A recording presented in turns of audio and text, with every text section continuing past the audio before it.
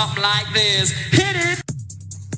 The Roger Report live morning show, weekdays at 9 a.m. Say y'all, I was on Roger's panel a few times and I couldn't take it. The heat. I got out the kitchen. It was hot. I was sweating. I had to get out. He's Roger, and he's right. Check this out.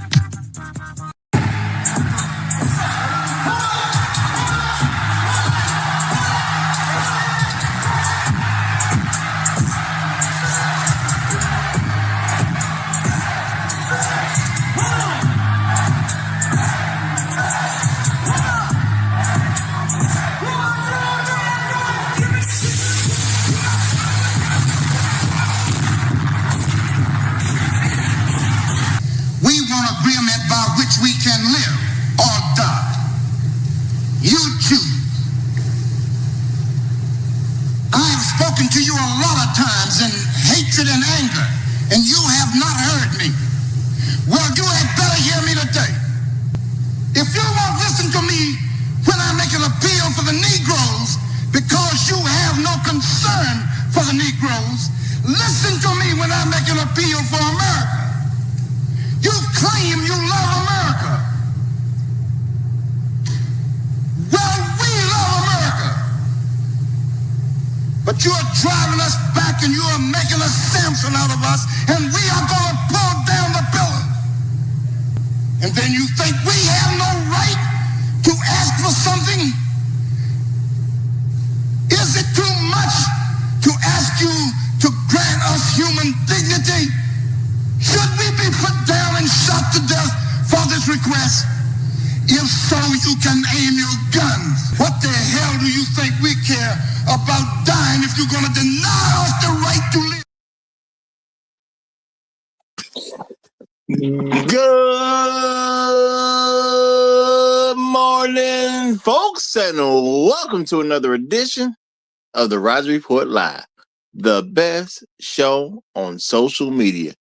If you are new to the channel, go ahead and take a moment out to hit that like button, because this is where you're going to find the best content on social media. And you don't have to worry about it, because you're going to have me right here to make sure that that happens. And if you've already been coming to the channel for a while, then go ahead and hit that like button, because you already know what time it is. And you know that this is where you're going to get the best content on social media. You've seen other people do it. You've even seen some people do it well. But what you have not seen is anyone do it quite the way I do it. So make sure you hit that like button. And everyone, yes, everyone, take a moment out to share the content, y'all. There are so many people who need to get great content like this. And it's just a small thing you can do to help the world be a better place. And isn't that what we want at the end of the day? Don't we want the world to be a better place? Of course we do. So share the content out. Share it through your social media. Share it through word of mouth, or even text someone's phone. But do what you got to do to help spread the word. All right, folks. Today we are back to do another very interesting show. We are going to be looking at every Jermaine is another Pookie, y'all. Okay? Every Jermaine is another Pookie. All right? Yeah. It's going to be interesting, y'all. It's going to be interesting. All right? But before we go too far into this, I want to give a shout out to everyone who gives me views on a regular basis, because y'all make up the fam around here, and I appreciate y'all so much. And that's just real talk. Appreciate y'all so much. And I want to say shout out to everyone who hypes me up every chance they get. I know you can't do it everywhere all the time, so you should save something for me. And if you do, I definitely appreciate that, y'all. I definitely appreciate that. Thank you very much, man. Thank you very much. And shout out to all the people who leave comments after the stream. You know, I do actually try to respond to all the different comments. And, y'all give me some good ideas sometimes. So shout out to each and every one of y'all. Appreciate that. You're definitely supporting the stream by doing so. All right? And shout out to everybody who hits that like button, y'all. Of course, that's the main source of help with the algorithm. So shout out to each and every one for y'all for that. Okay, shout out to each and every one of y'all for that. It's definitely important, definitely appreciate it. And that's real talk. And I'm gonna say shout out to the people who go above and beyond the call of duty, the people who put a little money on the wood over here at the Roger Report Live, and all the money on the wood is good over here. So a special shout goes to Big Discussion 76. He is the sponsor of today's stream. You know, this just seemed like a real stream that, you know, the sponsor of the stream should be somebody who's a literal PhD. A literal PhD. Not the Dr. Brian kind. Okay. As influential as the character of Dr. Huxtable was, you know, not a real doctor, not a real person. No, we're going with the real deal. Shout out to Doctor. Okay. Shout out to an actual PhD, an actual doctor. But okay. But we're going with Big Discussion 76. He is going to be the sponsor of today's stream. And I appreciate you, brother. I appreciate you big time. And let me say shout out to some of the first people to check in. It's always great that when you start a show that you see some people rearing and ready to go. But y'all know how we do it around here. There can only be one. And I'm going to say shout out to the Highlander of today's stream. Okay. My main man, he's done it again, y'all. MJD the second. He has come through, become Highlander of today's stream. Man, glad to see you here. Glad to see you here. Okay. Shout out to my main man, Elder Blood. Glad to have you, brother. Glad to have you. Okay. You know, we about to have a fantastic show. Good to see you here. We also got, excuse me. We also got my main man, Trail Billy, representing as he always does. Hashtag long live the habitual line steppers. Hashtag Negroes in the wilderness. Hashtag dignity over vagina. Hashtag Al Gore's babies. Hashtag Hail Hydra. Shout out to you, brother. Shout out to you. Boot Camp is in the building. Great to see you. Great to see you. We got Afro Merchant at the cool table. You know it's going to be good. The Righteous Teacher just grabbed the seat next to him. Glad to have you. Glad to have you. Aja Bay is in the building as well. Great to see you. Inspired Truth Broadcast has checked in. We got Jerome Payne in the house. Bruce Owen Wayne is here as well. And my main man, Music Man 1982 has checked in. Y'all, we about to have a great show. We about to have a great show. Okay, and I'm going to say shout out to Afro Merchant coming through with the first super chat of the day. Appreciate you, brother. Appreciate you. He said, I can tell this is going to be a great show. The other shows were trash. Hashtag support Black media. Hashtag long live the habitual line steppers. Shout out to you, brother. Shout out to you. He said the other shows were trash. Okay. Hey. Now he don't mean the other shows over here. That's what I'm gonna let y'all know. He don't mean that. Shout out to Afro Merchant. Appreciate you big time, brother. Appreciate you big time. Y'all. And, you know, I didn't put the link in the description. I'm going to work on that immediately, y'all. I'm going to get that link in there because I want people to defend their position the way they want to defend their position. And, you know, I do like the monologue a little bit, but since this ain't really a subject we came up with it on the spur. Okay. I'm going to let people get down when they want to get down today, y'all. Okay, but let's do this. Let's just do a little bit of a background of who Pookie is. Pookie. Okay, Pookie, a nickname that was of the Black community, been a nickname for a long period of time. Okay, been a nickname for a long period of time. Okay, Pookie, man. Okay, you might have had a granddaddy named Pookie. You could have had an uncle named Pookie. Okay, you could have had a coach named Pookie. Maybe you knew his name was Pookie. Maybe you didn't. All right. Okay. You could have had a teacher named Pookie. Okay. Pookie could have been anybody and some of everybody. But in the Black communities back in the day, there was plenty of Pookies running around. Okay. Plenty. All right. Now, Pookie is a person.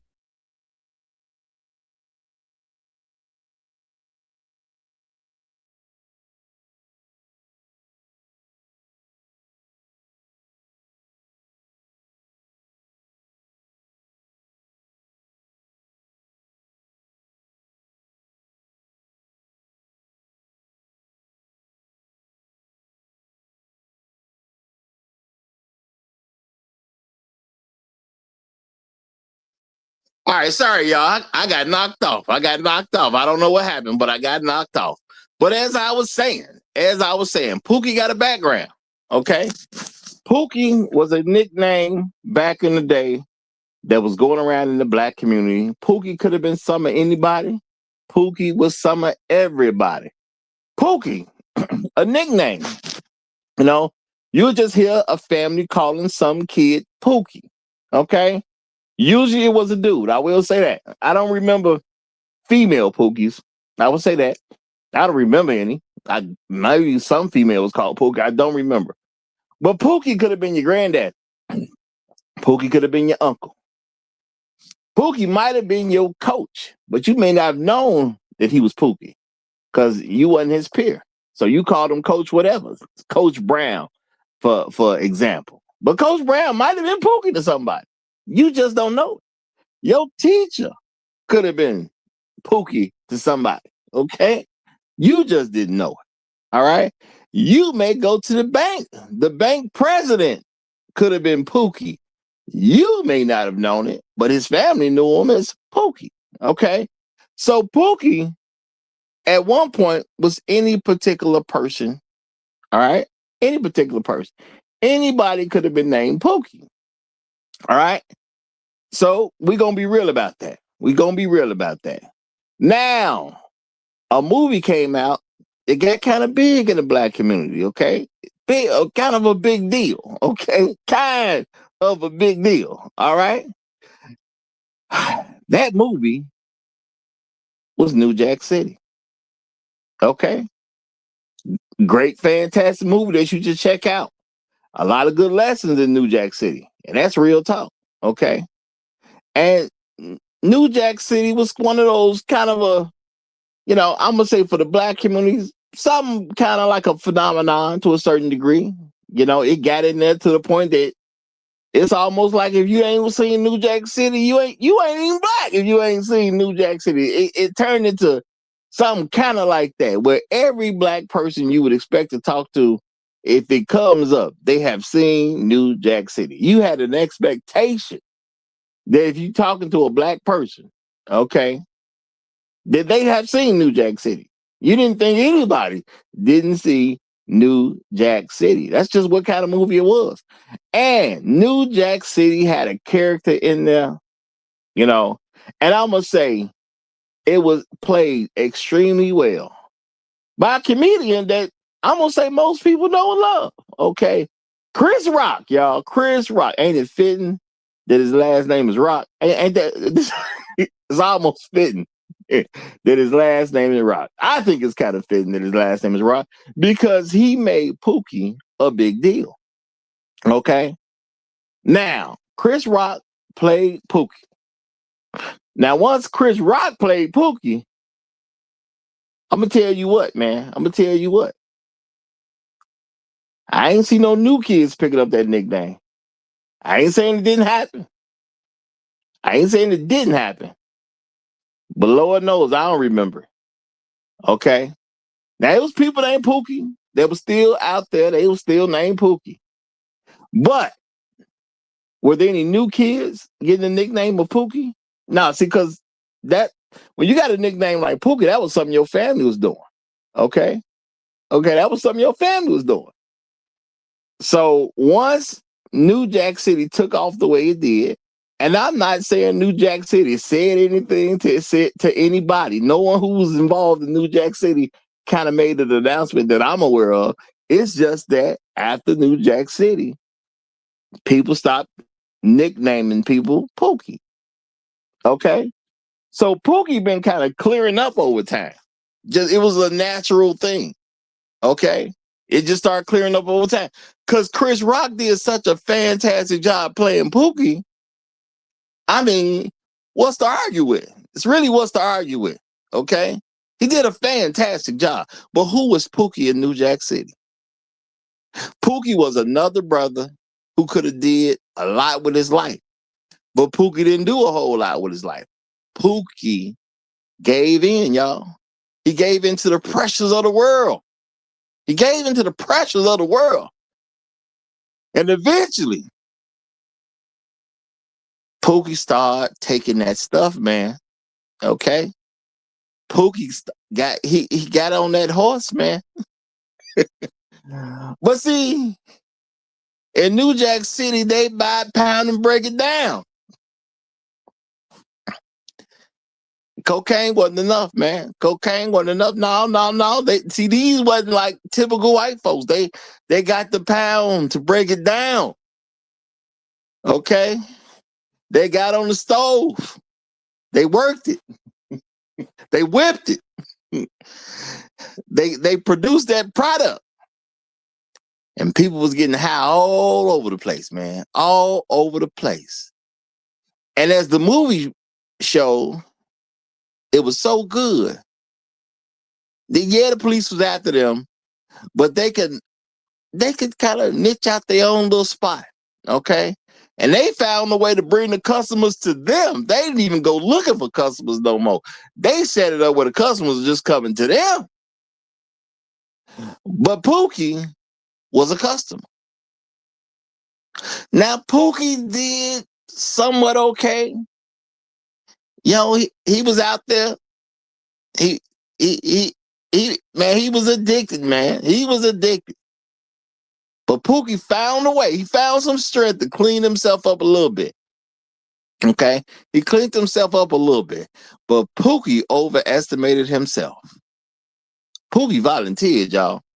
Pookie volunteered. He said, you know what?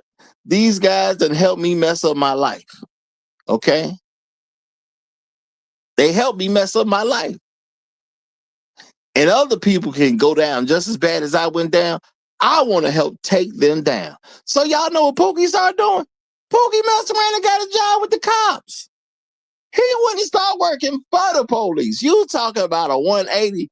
Pookie was a crackhead who got cleaned up and started working with the police. Pookie, he overestimated himself though, because he went to the drug dealers. Okay, he started bringing them all these new customers, got himself promoted. Next thing you know, he got smack available all over the place. Now, I ain't never been hooked. Okay, I ain't never been on no smack. Okay. But I believe if you have been addicted to crack, the last place you need to be is where they make the crack. That's all I'm saying. Okay, that's all I'm saying. The last place you need to be is where they make the crack. But Pookie thought he could handle it. Okay, he thought he could handle it. So Pookie is just a nickname, y'all. But it got played in the movie, a successful movie, especially amongst black folk. And as I was saying over here yesterday, y'all, which I've said time and time again, okay, if anybody knows me, y'all, the ones who's been around for a while and then seen me lose a channel, make a new channel, lose a channel, make a new channel, so forth and so on, you didn't heard me say things about Pookie before. Pookie is just that 18-year-old guy to 64 years old, because the basic age of retirement in America right now is 65. So it's 18 to 64 who could work, could be productive, and he just ain't doing it. But he's not some person who's like a multi-millionaire and just don't need to work because he already got money. He's not a person that has some type of legal income coming in. You know, he don't have nothing set up for him already. He's just another person who needs some money, who just won't get his life together. Now, that's all Pookie is to me, man. Now, we're going to have a discussion about this thing, and whatever get discussed, we still going to leave that rule in place, y'all. I'm letting y'all know now. We're going to leave that rule in place. Now, why do I not allow people just to be calling everybody Pookie on my channel? Because as a black man, yeah, Pookie can be this non-productive guy. I ain't got no problem with that. Because that's what he was represented as in the movie. Pookie was a crackhead who tried to get his life together but couldn't hold on. Because at the end of it, he overestimated himself. He got involved with the people who make the crack. Next thing you know, he high again. Okay? And Pookie, as a great character, he ain't make it out that movie. Okay? But hey, if you on crack and then you go to where they make the crack, you're probably not going to make it. It just is what it is. To me, that's a tough life lesson. I'd rather people figure that out at a theater or nowadays in the comfort of your own home than to get on some smack, even if it's in crack form. Try to clean yourself up. And then next thing you know, you get caught up again and now you die. He tried valiantly to get back on the right track, but Pookie just couldn't pull it off. Which is why I call the non-productive folks Pookie. Now, this is the thing, y'all. A lot of folks in a lot of other places, they'll call any black man a Pookie. All right? And they say it's based on behavior. I don't think that's right. I think that is a white supremacist way of thinking. And I understand there's people that love black people who wouldn't consider themselves a white supremacist at all, but they will call the guy a Pookie, quote unquote, based on behavior. And I'm saying for black folks, this is not a good thing, because when we do stuff like that, we are endorsing that no matter what a black man becomes, that he's still just a Pookie. I don't think that's right. I don't think that's a good look. Okay? Yeah, I'm going to tell you right now. To me, that is not about just what white people think. I'm saying it's a practice of white supremacy that we may not be paying attention to. Because at the end of the day, what do we think about our people? And do I believe just because a man does something that I don't personally agree with, does that automatically make him a Pookie? No. Now, if he refuses to legally be productive in our society, yeah, that'll make him a Pookie.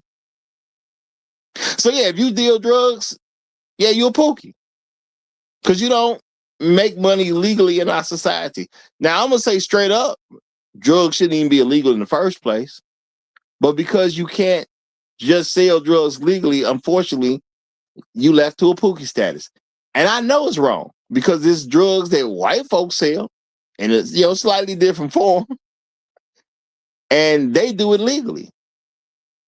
But the reality is, at this particular point, they still have enough control over the system where they get to make the rules.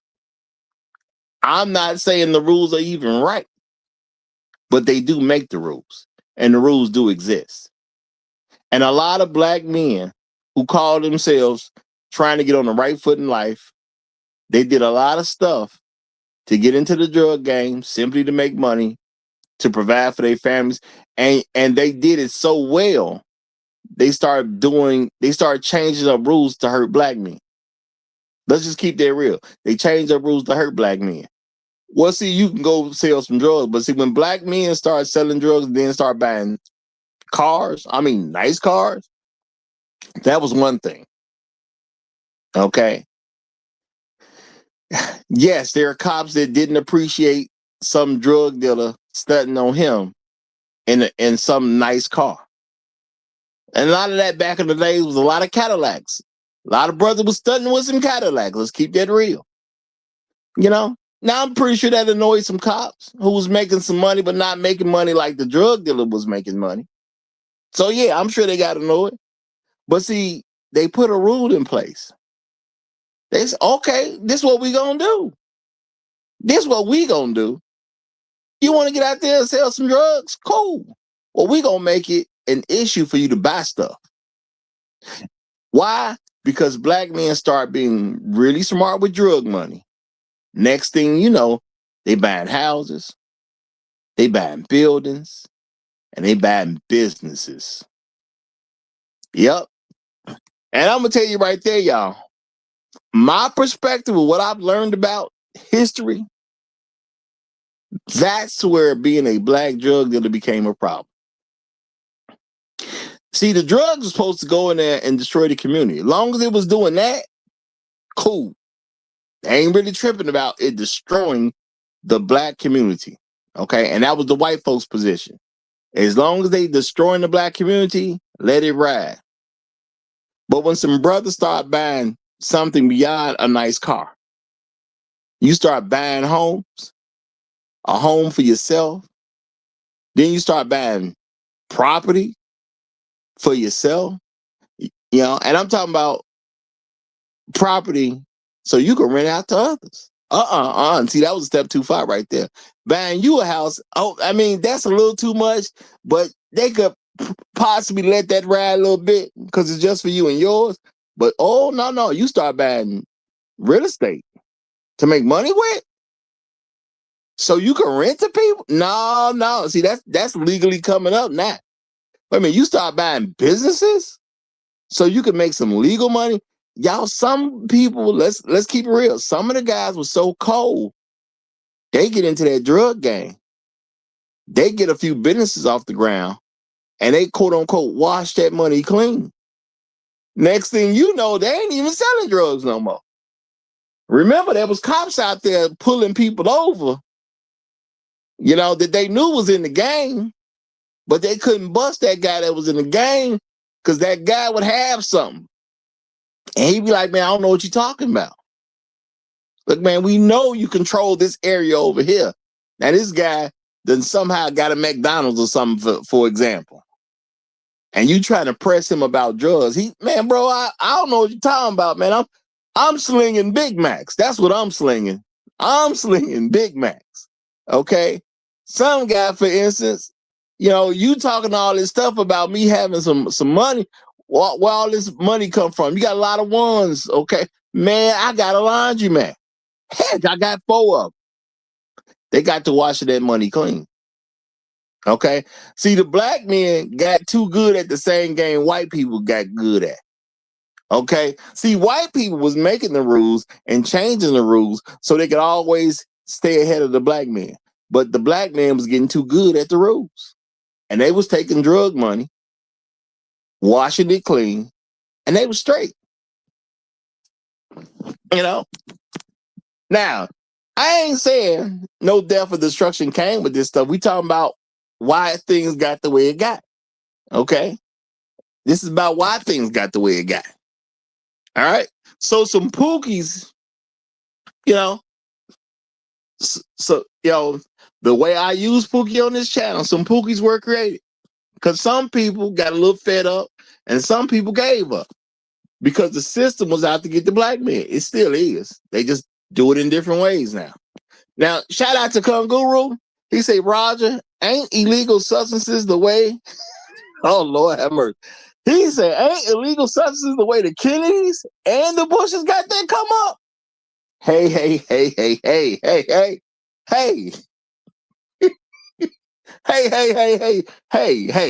Brother. Why you asking those kind of questions, man? Why you asking those kind of questions? I'm not saying it's a bad question, but are you trying to imply that presidents of the United States of these Americas, former presidents of these United States, you trying to imply, or maybe you're not trying to imply, that they shouldn't be proper examples of how to make a come up? Because I get what you're saying by asking this, didn't they make a come up like that? Hey. Now, if I say, yeah, that's almost like I'm endorsing you to do the same thing to make a come up. Why? Because they became presidents. And what more prestigious thing can you become than a president of the United States? Okay? How much more productive can you be if you president of these United States? Can you not look at a president of the United States and say, let me copy him as best I can so I can do things the right way? But you know what? According to the information, brother, I got to say you right. That's what the information. I didn't seen some stuff. Okay? So to me, it looked like, drugs, it's a way to come up. It's a big way to come up. Which is why I understood why they started changing rules because they wanted to say, hey, we don't mind y'all selling the drugs to your peoples. Heck, we'll even let some white people go down who gonna buy some drugs from y'all. But y'all can't be using that money to come up in the game. That's for white people. Okay, that's for white people, not niggas. That's for white people. So Pookie is just a guy who couldn't handle it, couldn't just be a productive man. He gave in to too much stuff. The pressure was too great on him. Shout out to Elder Blood. He say the Pookie character is the ultimate destination that white supremacy and black women have diligently engineered every man to eventually be if he is black. Plain pro-black. Elder Blood, I think you own to something. Okay, I think you own to something. All right? This is what they want, y'all. They want a bunch of Pookies running around here. And I'm going to say, yes, that to me, there's a lot of, I'm not attacking anybody personally, even if you use it, and I'm going to say the wrong way. If you don't use it like I use it, you're using it the wrong way. I'm not saying you're wrong for using it that way, for real, but what I am saying, there's far too many people with this mentality that we going to call every black man a Pookie, and it doesn't make a difference what he's able to do, and it doesn't make a difference what he's able to establish. And if he just do this one thing that you don't disagree with, all of a sudden he Pookie. I don't think that's good for us. I don't think we should see ourselves that way. Okay? So, let me get this straight, y'all. A brother, I'm not saying he got to become president, even though when we got a guy that the country accepted as a black president, even he was called a deadbeat dad, you know? His wife literally called herself a single mother. Now, if that's not saying he a deadbeat dad, I don't know what is. When your wife say she's a single mother, she's definitely calling you a deadbeat dad. Okay? That it is what it is, man. Say what you want to say. It is what it is. So now, when I look at Barack Obama, and every black person did not do, we did not rock necessarily with the job he did, whether you rock with him or not. What I'm not gonna call Barack Obama is a Pookie. Okay? That I ain't doing. Not even on the sly, not even indirectly. I ain't calling him a Pookie. He wasn't that. Okay? But when you can say you a single mother and you're married to him, essentially that's what his wife did. It is what it is, man. This stuff don't come out of nowhere, y'all. That's all I'm saying. This stuff don't come out of nowhere. Shout out to Kangaroo one more again. He said, Raj, I'm sorry about these questions, but isn't another president, he may be sitting, maybe not, did his granddaddy so?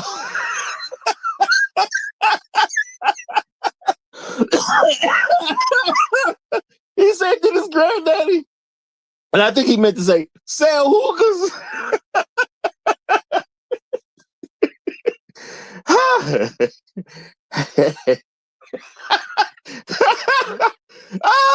Shout out to you, Kangaroo. And I understand, my brother. I understand. You just asking questions so we can have some context. I get it. You don't want to do it. It's just because you're a responsible black man, you got to do it. I get it. Okay. I get it. And I ain't even mad at you. I can't get mad at the questions because it makes sense. Okay? When I can't do what the presidents did, something got to be wrong, right? Okay? If I want to be a good citizen, okay, a good American citizen, why can't I do what the presidents did? Okay? Why can't I copy them? Okay? Why can't I try to master the routines that they did? Okay? That should be a way to go. It should be a way to go. And so I'm with you, brother. I'm with you. Okay? If he sell hookahs, I want to sell hookahs. That's all I'm saying, man. That's all I'm saying. If he gonna sell them, should not sell them. Okay. So look, y'all. My shout out to Kangaroo, man, for that. Shout out to you, brother. I appreciate you. Look, all I'm saying is this, y'all. As a black man, you a black man. Okay? And America has tried to strip black men's manhood away from them from Jump Street. And and I do believe it's a high chance this country will collapse before it would be okay with black men being seen as black men. And I try to do a better job. Now I know people don't mean it, but people say stuff like, "Well, it's your boy," holla at your boy, blah blah blah. You know what I'm saying? And I know they don't mean nothing negative bad, but I even try to stop even saying boy to a man that's black, because I know the implications that it could mean, and I know how other people may see things like that. And yeah, sometimes it's an excuse. You see what I'm saying? So you can call a black man a boy, which back in the day, y'all remember, they would call every black man a boy back in the day because they didn't see him as men. Now, this attitude has been sponsored by the United States government. We can't act like it hasn't been. All right. So is it good for black men to see another black man as a Pookie, but he's actually productive? I get it.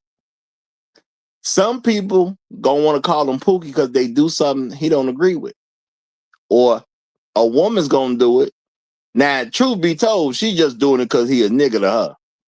But they'll justify it by saying he did something that she don't agree with. A lot of times, a lot of sisters would imply, well, see, he don't pay his child support, so he a Pookie. Number one, I don't believe no woman reporting to me about no man not paying child support. Okay, I don't even believe her. I'm just keeping it real, y'all. I don't even believe her. Okay, she lying. All right, until she can prove her case, she lying. Okay, now in general, people should be innocent to proven guilty, but for some reason, we don't do that with black men, y'all. I'm saying, think about what we do. Think about the ways we believe. Think about how we speak. Ain't no innocent to proven guilty for us. So we gonna start labeling black men as Pookies because we don't like their attitude. We don't like the thing they said. We don't like this particular thing they did. Nah, I can't roll with that, y'all. And see, I'm laying this out because I don't want y'all to think I'm up here messing around. I want y'all to think that. See, I put some thought into this. Okay, I ain't saying I just put thought in it. I put thought in this a long time ago. Why he got to be Pookie? Because he doing something you don't agree with. Now, if he a productive brother, he's a productive brother. And see, a lot of people say, well, every man is not a leader. Yes, they are. They were born that way. It was in them when they was born. Now, you may not like where he's going, but it was in them from start. And I recognize that. And somebody may say, well, what if he becomes a drug dealer? A drug dealer is a leader too. He's just doing some illegal activity, but he's a leader too. See, a lot of y'all don't get it. A leader is going to be led by other men, and he's going to lead some men. Leaders do both. That's what a lot of folks don't get. Leaders are led and they lead. Oh, you don't think so? You ever go to a big company? Heck, you ever work for a big company? And once you guys, you go into orientation, what they do with you, right? They put you in a spot. You got a manager. Did you notice your manager is a leader of you while also being led by other people? There's upper management, y'all. Okay? Leaders are leading and they're being led. Warren Buffett, man. Now, I don't know what he is today. Heck, I don't even know if he's alive today because Warren Buffett's kind of old. Okay? I remember watching this interview by Warren Buffett, and that man said he had a mentor. He was the third richest person in the world at the time. And he talked about his mentor. Now, if Warren Buffett got a mentor, which means he's being led by somebody, and he's the third richest man at the same time, that means he's doing pretty well in life. If you're the third richest man on the planet, you kind of doing okay. All right. Plus, for a lot of you that just got to be a nigga based on your own mentality, well, Warren Buffett a white man, and niggas supposed to listen to white people, right? Ain't niggas supposed to listen to white people? See, leaders are also led. Now, a lot of black women will put in black men's head, the leaders are supposed to lead and not be led by anybody because they like a little chaos. Okay? They like it. It is what it is, man. Now, sometimes as a man, you got to pick your own way that other people can't see because you got the vision and they didn't. And that's okay. But leaders are going to be led. All right?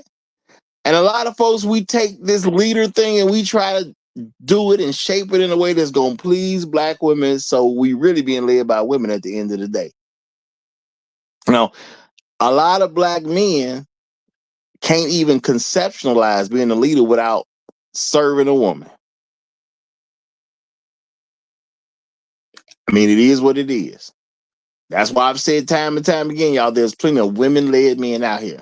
Now, when it comes to Pookie, I'm measuring him based on him. Pookie won't get it together. That's why I'm calling him a Pookie. Not for what he said to somebody. Okay? I'm looking at how Pookie is moving for himself. Pookie is not being a productive member of society. That's why I'm calling him a Pookie. Pookie could get a job, but he won't get a job. Pookie could start but he won't start a business. Okay? Pookie could pay some bills, but he ain't trying to pay no bills. And there's a lot of black women with Pookies. They deal with them on a regular basis. That's why we have all these brothers that can sit up in somebody else's crib, probably a subsidized crib.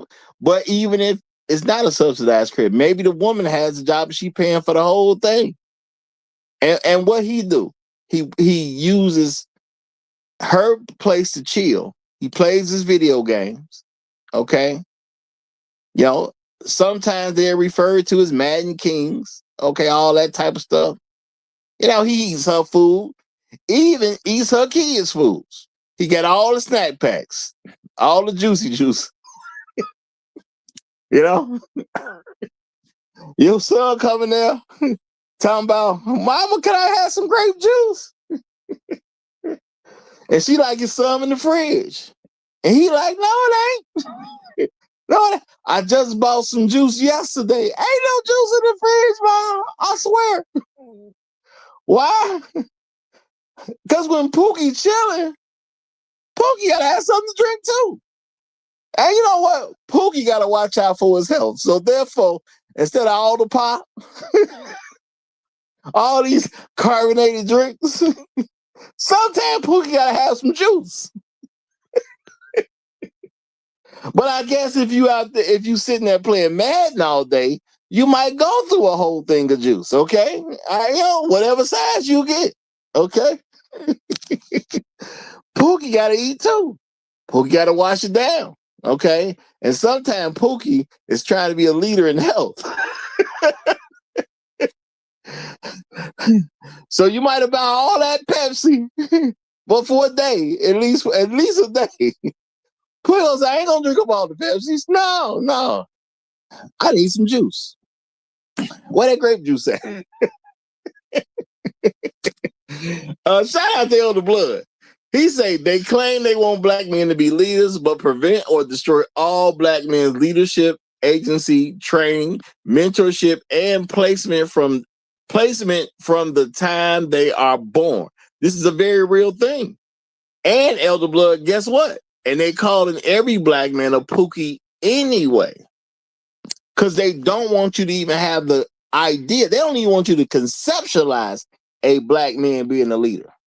See, I know some people just think it's about a word. I'm looking at mental stuff going on as well. And shout out to Jerome Payne. He say he playing Call of Duty, Roger. He got to. It's fun. Okay, Call of Duty fun, man. It's addicting too. Okay, I'm gonna say that. Well, I guess technically it's not really addicting, but it's fun. Okay. I took time off, y'all. I took time off. I had a surgery. I was chilling. I started playing Call of Duty, man. The days was going by. I needed them days, and they was going by, man. They was going by. And I done told y'all before, one day I'm going to retire. I'm going to actually retire, okay? And you know what I'm going to do when I retire? I'm going to be back to Call of Duty. Now, maybe Call of Duty ain't being made. It'll be something like a Call of Duty, though. When I retire one day, I'm going to be back on Call of Duty, man, okay? I'm probably going to be getting taken out like a mug. But I'm going to get my skills up, man. I'm going to get my skills up. And I'm going to be playing some Call of Duty on a regular basis. Almost every day. Okay? Almost every day. I'm getting a little Call of Duty. That's when I'm really chilling, y'all. When I'm really chilling. Okay? I'm going to be back to Call of Duty. Now, shout out to my main man, Kev BMBBH, y'all. That's Kev, y'all. Make sure y'all subscribe to Kev channel, y'all. He doing content again. Shout out to that brother. His platform is Black Man Being Brutally Honest, y'all. Okay? So he about that honesty, y'all. He about that honesty. All right? Subscribe to my brother, man. Subscribe to my brother. It's my brother from another mother, but he's still my brother. And that's real talk. Okay? Appreciate you, Kev. Appreciate you, brother. And one of the reasons I'm gonna say gave me that final push, y'all. He gave me the final push to go ahead and get a channel cranking. So shout out to Kev. Okay? Shout out to him. All right? Now, look at here. Pookie. Yeah. I understand some people think it's about the attitude. I don't get it. I don't agree with that. I'm not going to push this about the attitude. Why? Because at the end of the day, okay, and shout out to Afro Merchant because he right. He said, Roger going to be the retired.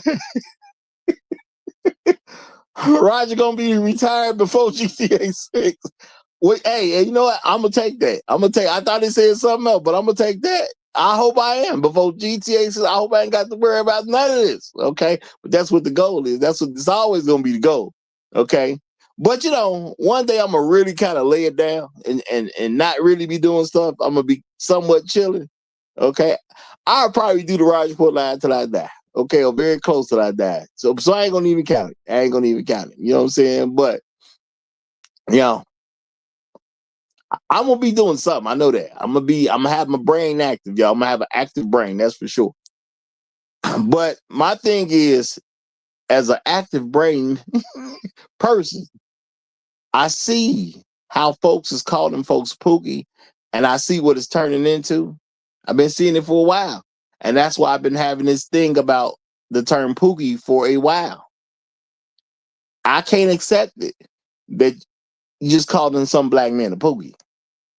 Well, he did something. He did this. He did. I don't care, brother. This man is an actual doctor. He is not a Pookie. Okay? This man is a bus driver. He is not a Pookie. This man is a construction worker. He is not a Pookie. Well, he did this. I don't care what he did. He is not no Pookie. He is a productive member of society. All right? That's what Pookie wasn't. See, the character Pookie got big due to the New Jack City movie. And people stopped calling folks Pookie after that.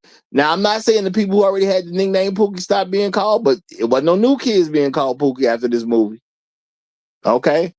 If y'all think about it, y'all gonna be able to remember that too. Once New Jack City got out there big, you ain't see nobody else having babies. They calling their nicknames Pookie. That kind of stopped immediately after folks seen this movie. Now, I'm not gonna say that's a bad thing, but Pookie was a prevalent nickname amongst black people until New Jack City came out. So we have a mental association with the character Pookie. It is what it is. Don't put that on all these productive brothers out here. Okay? Don't do that. Now, shout out to Struggle Love is Love.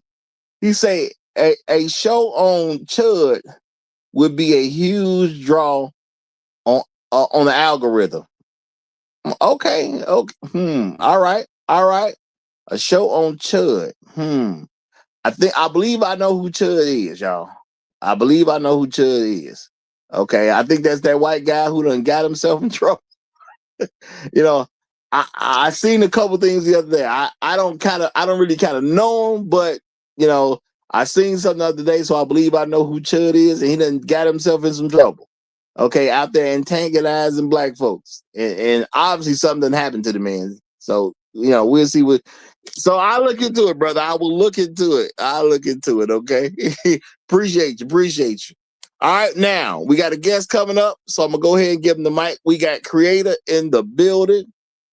Creator, glad to have you here, brother. Glad to have you here. You got the mic. Do your thing, my brother. Do your thing.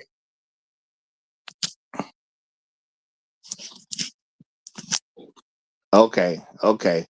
He got the mute on. That's what it is, y'all. He got the mute on. Well, yeah, this you know, my Obama, you know, Pookie's Obama phones, you understand, don't be working properly. You know what I'm saying? Every Pookie got the Obama phone. You understand? I had to figure out where the mute is. How you doing today, Roger? I'm doing all right for that. And let me say, real quick, y'all. You know, I've been thinking about what I'm gonna do for my next unsupervised white people. If Chud is popular like that, he might be it. He might be it. Okay, oh, he definitely but go ahead. It right now. He's definitely it. But go ahead, brother. My bad. I just wanted to get that out real quick. I'm the true Pookie and Ray Rays. I don't know why we get the Pookie and the Ray moniker, but well, I don't even allow Ray to even be said over here because to me, Ray is just a guy named Raymond. And honestly, y'all, I'm just saying real quick, and I'm gonna give it right back to you, let you get your full opening statement in. Look, man, I hate the way they do people's names anyway, like calling people Jermaines, calling folks Karens, calling folks Keish. I don't like none of that stuff. Just so y'all know, I don't like any of it for real. You know what I'm saying? Because my thing is there's real people with these real names. So, you know, now Pookie, I was kind of okay with because it's just a nickname, it's not somebody's actual name. But people getting out of control with who they call them Pookie. You know, they've been doing that for years now. But go ahead, brother. My bad. No, you good, man. We've been calling people names for years, and it just seemed like these ones now kind of stick. I can remember coming up, we called fellas Mickey. Mickey means you was just kind of corny and cheesy, and you know, obviously in Cali, you a Buster, which is kind of the same, or Mark. You understand? Like, I mean, you know, we got names, and those names may have came from when we were young, and you know, we were joning or we called people. We just knew what it was. I just think now it's a little bit dangerous. It's different now when we're adults. We're not kids, and we are men with challenges, serious challenges.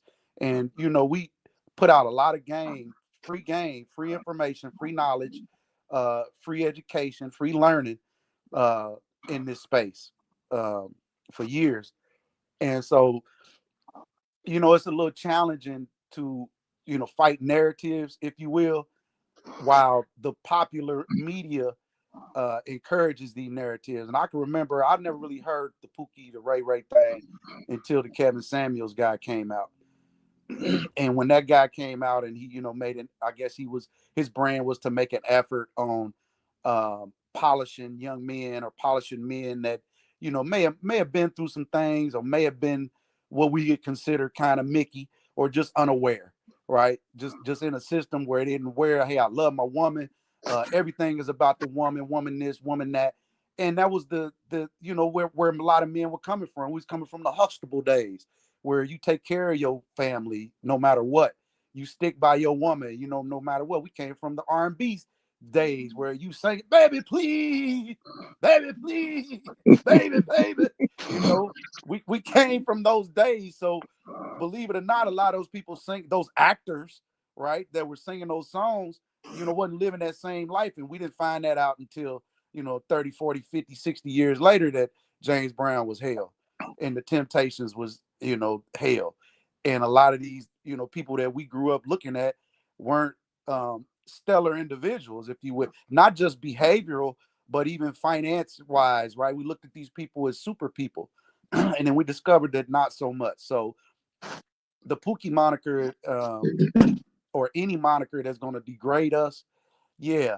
And I say that to say there's a lot of black men out here who had to do some like it. We just don't have a lot of options out here for us. So if a man, especially a black man, has to reach out where he tried to go to college, but that didn't work for him, right? But for whatever reason, his locks, it was a challenge, or that black girl, her locks was a challenge. Her skin was a challenge. His skin is a challenge. And more than anybody, we not like the black woman. We can't just go downtown and just sign up and we get whatever it is we ask for, right? We black men with kids is challenging. So yeah, this Pookie moniker, there's a lot of black men out here that's trying to make their way, and I'd almost argue that if it ain't for the Pookie, we wouldn't even have a black population, or the so-called Pookie. We wouldn't even have a black population because the black man is too busy on right now. He don't want to have children. I'm not ready for that, right? He just wants to live his life. He wants to be single and free of all that accountability and responsibility of other human beings that'll take his legacy far beyond his 80 years if he makes it to that point. So that's my 2 minutes that extended to probably 6. I'm gonna pass it on to You ain't have to point it out. If I ain't point it out, you ain't got to point it out. the Pookie in us. You know what I'm Yeah, saying? that was 2 minutes, man. That was 2 minutes, okay? Because I got to be fair to everybody else. So that was 2 minutes, man. I don't know what you're talking about. That was 2 minutes. All right. We got a few other guests up here, so I'm gonna let them go ahead and get in. We got my main man, the Pookie in us, is in the building. You got the mic, my brother. Happy Wednesday, everybody. Happy Wednesday, brother. Hump day. We brought back our infamous guy, the Pookie. Hey man, you know what? Just as you need darkness to understand the value of light, we need Pookies to make people understand the value in us, good, productive black men. Pookie is our contrast. I hate what Pookie does, but I don't hate Pookie as a human being.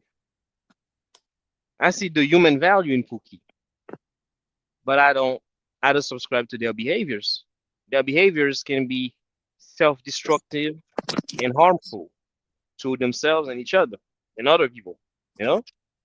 But for me, Pookie is cool. Sometimes I wish I could be like Pookie. I wish I could dickmatize them hoes and live rent free in their house. All I gotta do is drop that Kryptonian rod, and I'm good. You know, I get to use her credit card to super chat Roger. I don't have to go work a job at Amazon where I have to lift heavy boxes. Hey man, that's a good deal. But then I also have to deal with her mouth, which I cannot do. So shout out to all the Pookies out there, man. Do your thing, Pookie. I appreciate you, brother. Appreciate you. We got Inspired Truth Broadcast in the building as well. So you got it, my brother. You got it. Yeah. All right, let's get it kicked off today. So first off, as per usual, peace to everybody in the chat. Peace to everybody in the panel. Hope y'all having a lovely, wonderful day over here for this Putting in Work Wednesday. Now, here's the way that I kind of look at it. I do know that, like Raj, you don't really care too much for colloquialisms, particularly modern colloquialisms, unless it's from like the 1990s or perhaps the 80s. Bogus is going to be there until we die. You know, Bogus is going to be with us. But the other ones, all these new ones, nah, they can't rock, nah. But so here's the thing that I think. I think that as with other colloquialisms, this one kind of took on a life of its own. It changed and modified and went from one thing to another thing to another thing.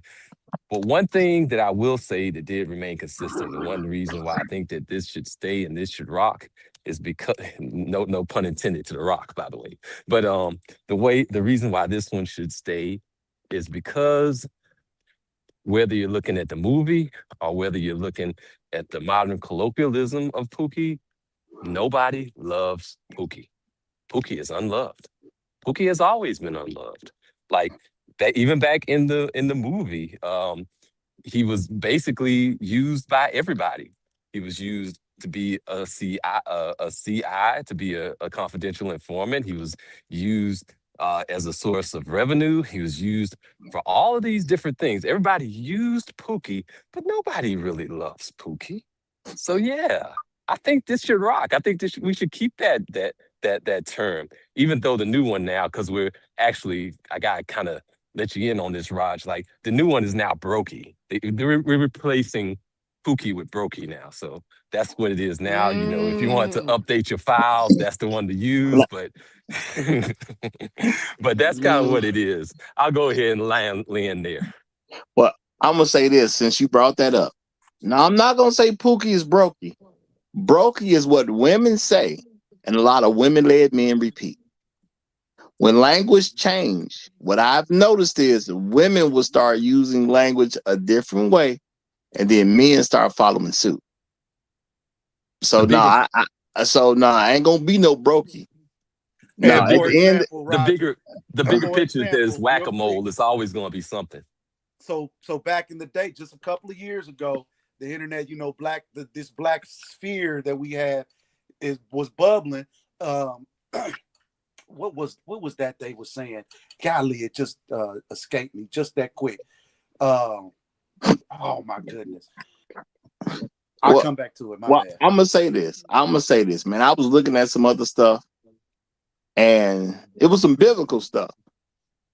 Okay, and they was talking about the word "let," but they was using an example of the word "let," and how the word "let" used to actually means the opposite of what it means right now. Because right now, let means you just, you let something go past. You accept something. It's cool. Whatever. Back in the day, you used to mean you don't let it go. You stop it. Right. Because we had Old English and then we had Modern English. Like we've kind of changed a lot of definitions of a lot of words over time. Yeah. Yeah. So what I'm saying is, because it's important, and black men do have an image, why will we start calling guys Pookie? Especially, we got a popularized character. Okay, this Pookie wouldn't be productive. He tried to shake it off a little bit, but he never got his life together. And that's fine. Because in no society do all the people work out 100%. Right. That don't work. So every society got their Pookie. But see, every other group of people, they know how to separate themselves for their Pookies. And because white folks have taught black folks to love them so much, because that's the teaching. Okay, we live in a country that's controlled by white supremacists. White folks even separate themselves from their quote unquote bad white folks. That's why they call folks white trash. White people call white people white trash because they're saying they're not actually us. Those are people who won't get it together, and we'll mess with them like that. So I can't, as a responsible content creator, just let people on my panel calling any black guy Pookie just because you don't like what he did or you don't like what he said. No. If he's unproductive, he's a Pookie, because Pookie wasn't that. It is what it is. And he needs to deal with what he needs to deal with until he gets himself together. But why would I let you call every black man a Pookie? Because it's saying something. That's my point. There would be more point to that. There'll be more point to where, like, just starting, like, this is always going to be another term. The core root cause is the black male image. That's the root cause that we have to kind of actually deal with and fix. Otherwise, we're just kind of trimming around the edges with something that's going to be whack-a-mole, that's going to end up being something that pops up over here and it'll pop up over there. You take that one out, then there's a new term over there. It'll never end. No, brother, it's not about that, though. It's about how long y'all going to let women tell y'all who y'all is. That's what it's about. How long you going to let women tell you who you are? That's really what's going on. No, men are trying to conform to what women say. And I do believe a lot of it is because, for some reason, men want to protect the woman without her earning your protection. And it's for the fact that we are used to being dictated to by women, and I'm talking about collectively, and we think what they say is right. To me, it's that simple. If they Not say it, it's really. got to be the truth. Not really. Maybe for some, it's more of an issue with the men. Like whatever the men end up kind of like accepting and rolling with, then we end up kind of having to deal with it. Once the men accept the terms or accept even the conditions of the environment or the society, that's kind of what the society ends up being. I've rarely seen a black man be able to explain manhood without including women. And a matter of fact, I won't say 100% real talk. Only men in my personal life have been able to explain manhood without including women. I ain't never seen anybody go into an explanation on what a man is on social media ever without including women. So I don't even think the average man that understands manhood has any clue. Now, I'm not saying it ain't some content, because I know there's some quote unquote content creators and they call themselves teaching things about manhood, and I ain't watched all their content and all that type of stuff. But I'm gonna say, of the people I've seen address it, have always included women, which is why I don't think most men have any real idea on what manhood is. Because if you can't achieve it without a woman, you will never get there. And that's real talk. So no, I don't think it's just, and I'm not saying you're wrong. I'm just saying I don't agree based on what I'm seeing. I see women-led men following. That's what I see. And I think women-led men agree with black women's white supremacy, that no matter what this nigga does, he'll never be a man. So any of them can be Pookie.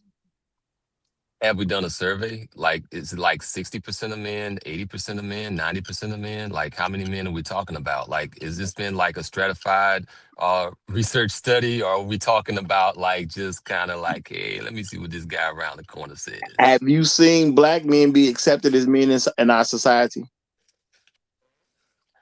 Absolutely not. And there's a lot of reason that the Well, society structured it that way. there's That your answered survey your right question. there. There's your survey right there. Yeah, that answered your question right there. All right, now we got some other guests here, so let me let these other guys get in. We got Congru. Shout out to you, brother, for joining. I think this is your first time joining, so I'm gonna say welcome to the show. Thank you. I'm honored to be amongst the men to discuss issues that concern black men.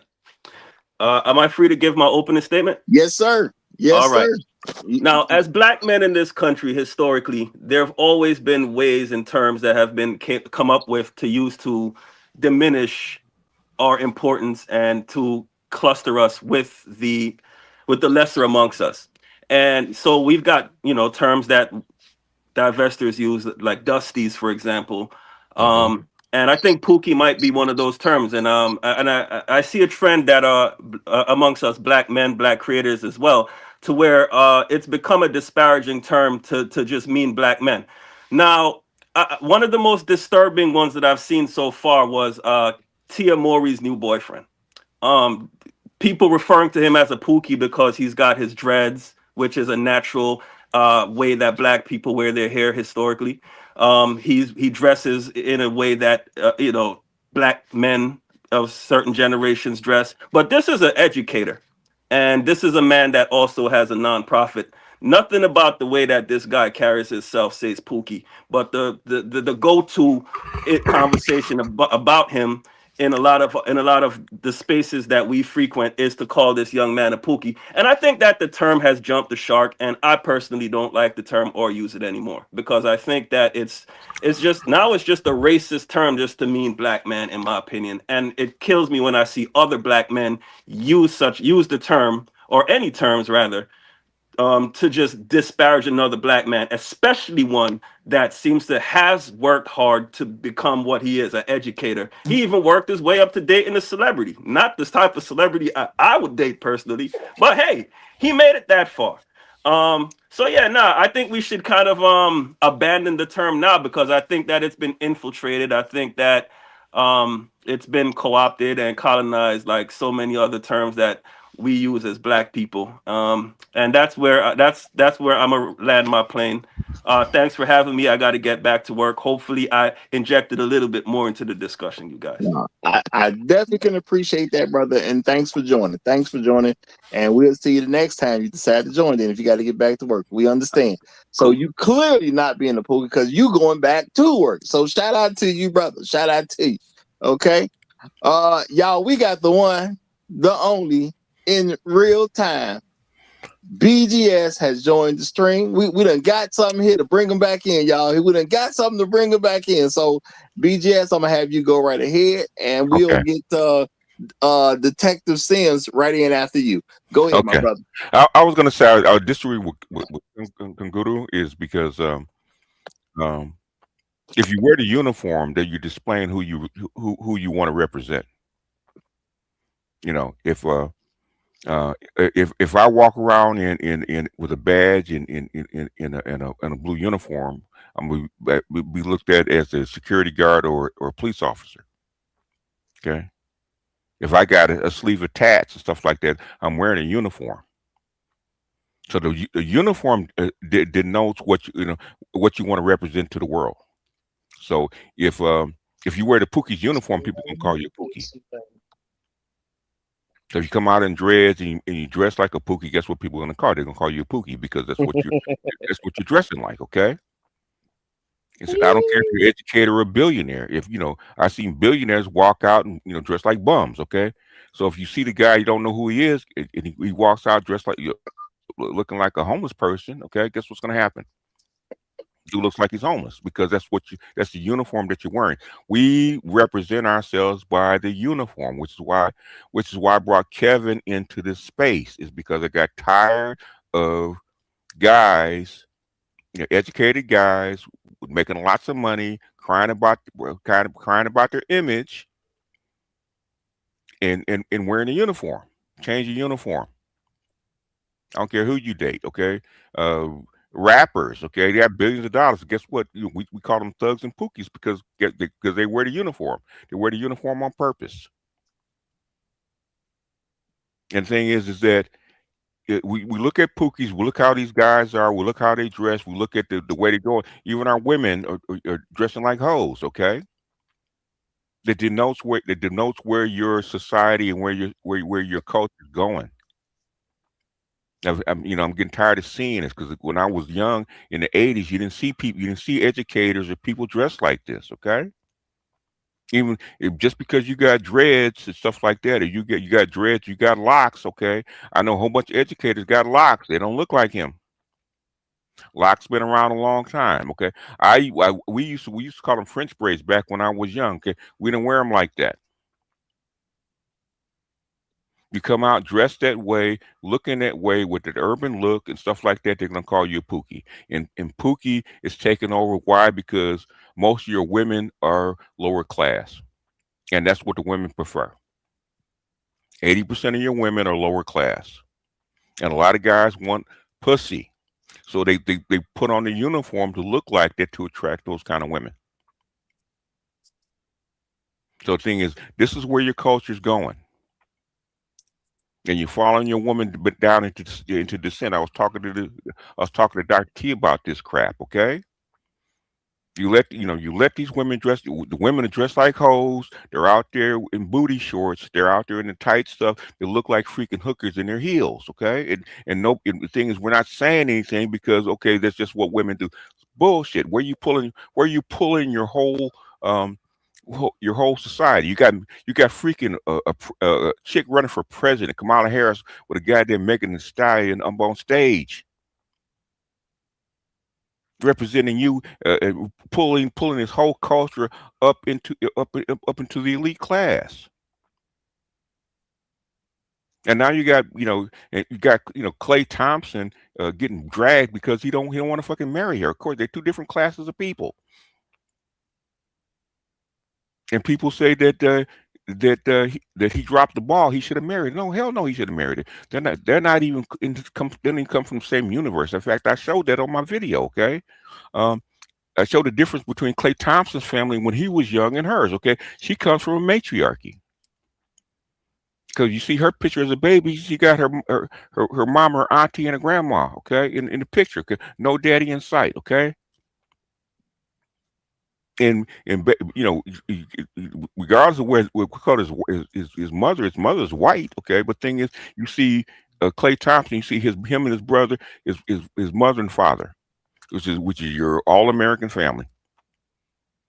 And thing is, personally, Raj, I salute you. I salute you and Mr. Z. Y'all trying to pull this goddamn bombed out culture out of the pit of hell, man, and trying to drag it back into some kind of semblance of normal, man. I say good luck to you, because evidently your women don't want that shit. I appreciate that, brother. And I'm gonna say, hey, somebody got to do it. Yeah, man, I feel for you, man, because and it's like Don Quixote, man, in fighting a windmill. Okay, it's an impossible dream, man, because the United States itself is going to go through its trials and tribulations. The United States itself, the whole society is going to decay, and you trying to drag a darn near dead culture out of the boneyard, man, in a decaying society, man. That's almost an impossible dream, especially when your women don't want that shit. And as far as what you said about this being a culture where we follow our women, it's always been the case, man. It's not new. It's always been the case, man. You read back in history, that's always been the case.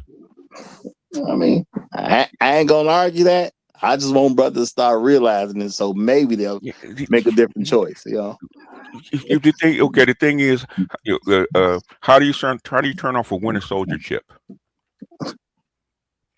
It's I get you. It's almost impossible, and I don't expect a lot of people to just do an about face. I believe over time, if you put something else, over time, some things can change. Some people will let some things go. Boss, you ain't got no time. That's the whole problem. I keep telling people you ain't got no time. You got 5 fucking years. Okay, can you do it in 5 years? We gonna find out, BGS. We gonna all right. Well, you the salesman, man. You gotta sell it, okay? Yeah, you gotta sell it. I'm the accountant and working the numbers, man. I said the numbers don't jive, Roger. But okay, if you're gonna tell me the number jive, man, you got to make it happen. Go ahead. I ain't gonna say the numbers jive. What I'm gonna say is I'm gonna do my part. That's all. That's what I'm gonna say. Man, I can do. Gotta remember, man. I came of age. Hip hop really started to come of age in '79. Okay. It's 79, okay? And I've seen this whole cycle from beginning to where it is now. I know where this shit came from. Okay. A lot of the stuff that you see out on the street is prison culture, okay, that made its way out from the drug game to the streets, okay? And I thought this stuff would burn out. I said, it's got 10, maybe 15 years, 20 tops, man. This shit's still here and getting worse. So when you was in your young prime, young teenage prime. Hold on, Credit. Hold that thought, because we got one more guest that ain't said nothing yet. Okay. We got Detective Sims. He ain't said nothing. So we're gonna get Detective Sims. We'll go immediately to Credit. Don't forget your thought, brother. Don't forget your thought. Detective Sims, you got it, brother. Peace to the gods. Peace, brother. To everybody on the panel. Peace to OG BGS. Hey, peace. This is what me and Great Black, I'm only going to say his name one time so I don't summon him. This is what me and Great Black Reset was trying to say yesterday. Great Black who? Great Black Reset. The Great Black Reset, who literally was told we gonna do it tomorrow, so we'll have a full show about it, and all of a sudden he ain't here. I'm just saying. Oh, okay. You know what? I got a whole cave of smoke for him, man. If you want to come through, man, let me know. I got smoke for his ass. Okay. Roger, he parked in the truck. He parked in the truck right now, so we don't got. He can come on. He can bring his ass up. Okay. I got 200 years of history. I got smoke for his ass. I was just reading the. I was just arguing with some. Oh, no, let me let the brother go ahead and talk, man, before I take over the show, man. Go ahead, man. I'm sorry. I apologize. I didn't let BGS off. My bad, y'all. I apologize. Yeah. Go ahead, man. But this is what we was trying to say yesterday. You wear the uniform, you're going to be looked at as the person that wears the uniform. I remember one time Dave Chappelle said, if I'm wearing a cop uniform and something happened to somebody run up to me, I can't be mad that they think I'm a damn cop. Or a Crip or a Blood, right? Thank you. Brothers, we have to have fences in our community. White people, they have fences. It's called white trash. Say it again, man. They have fences. It's called white trash. And you don't see white trash chilling with Bill Gates. Say it again, bro. You don't see white trash chilling with Bill Gates. We are the only people who try to defend the most horrible people in our community. And I'm not even going to say Pookie is the most horrible. No, he's not. And for the record, the Black Manosphere invented that terminology, Pookie, and Roger don't like the other word, Ray Ray, but we invented that Pookie and Ray Ray, yeah, we did. Yeah. To describe what these women are dealing with. Yeah. Real life. We just did that, and like we told y'all with the hip hop. I don't know if a lot of y'all know. I'm from, well, you know, because you hear. I'm from New York. Oh, no shit. I would never guess that. I was wondering where something from.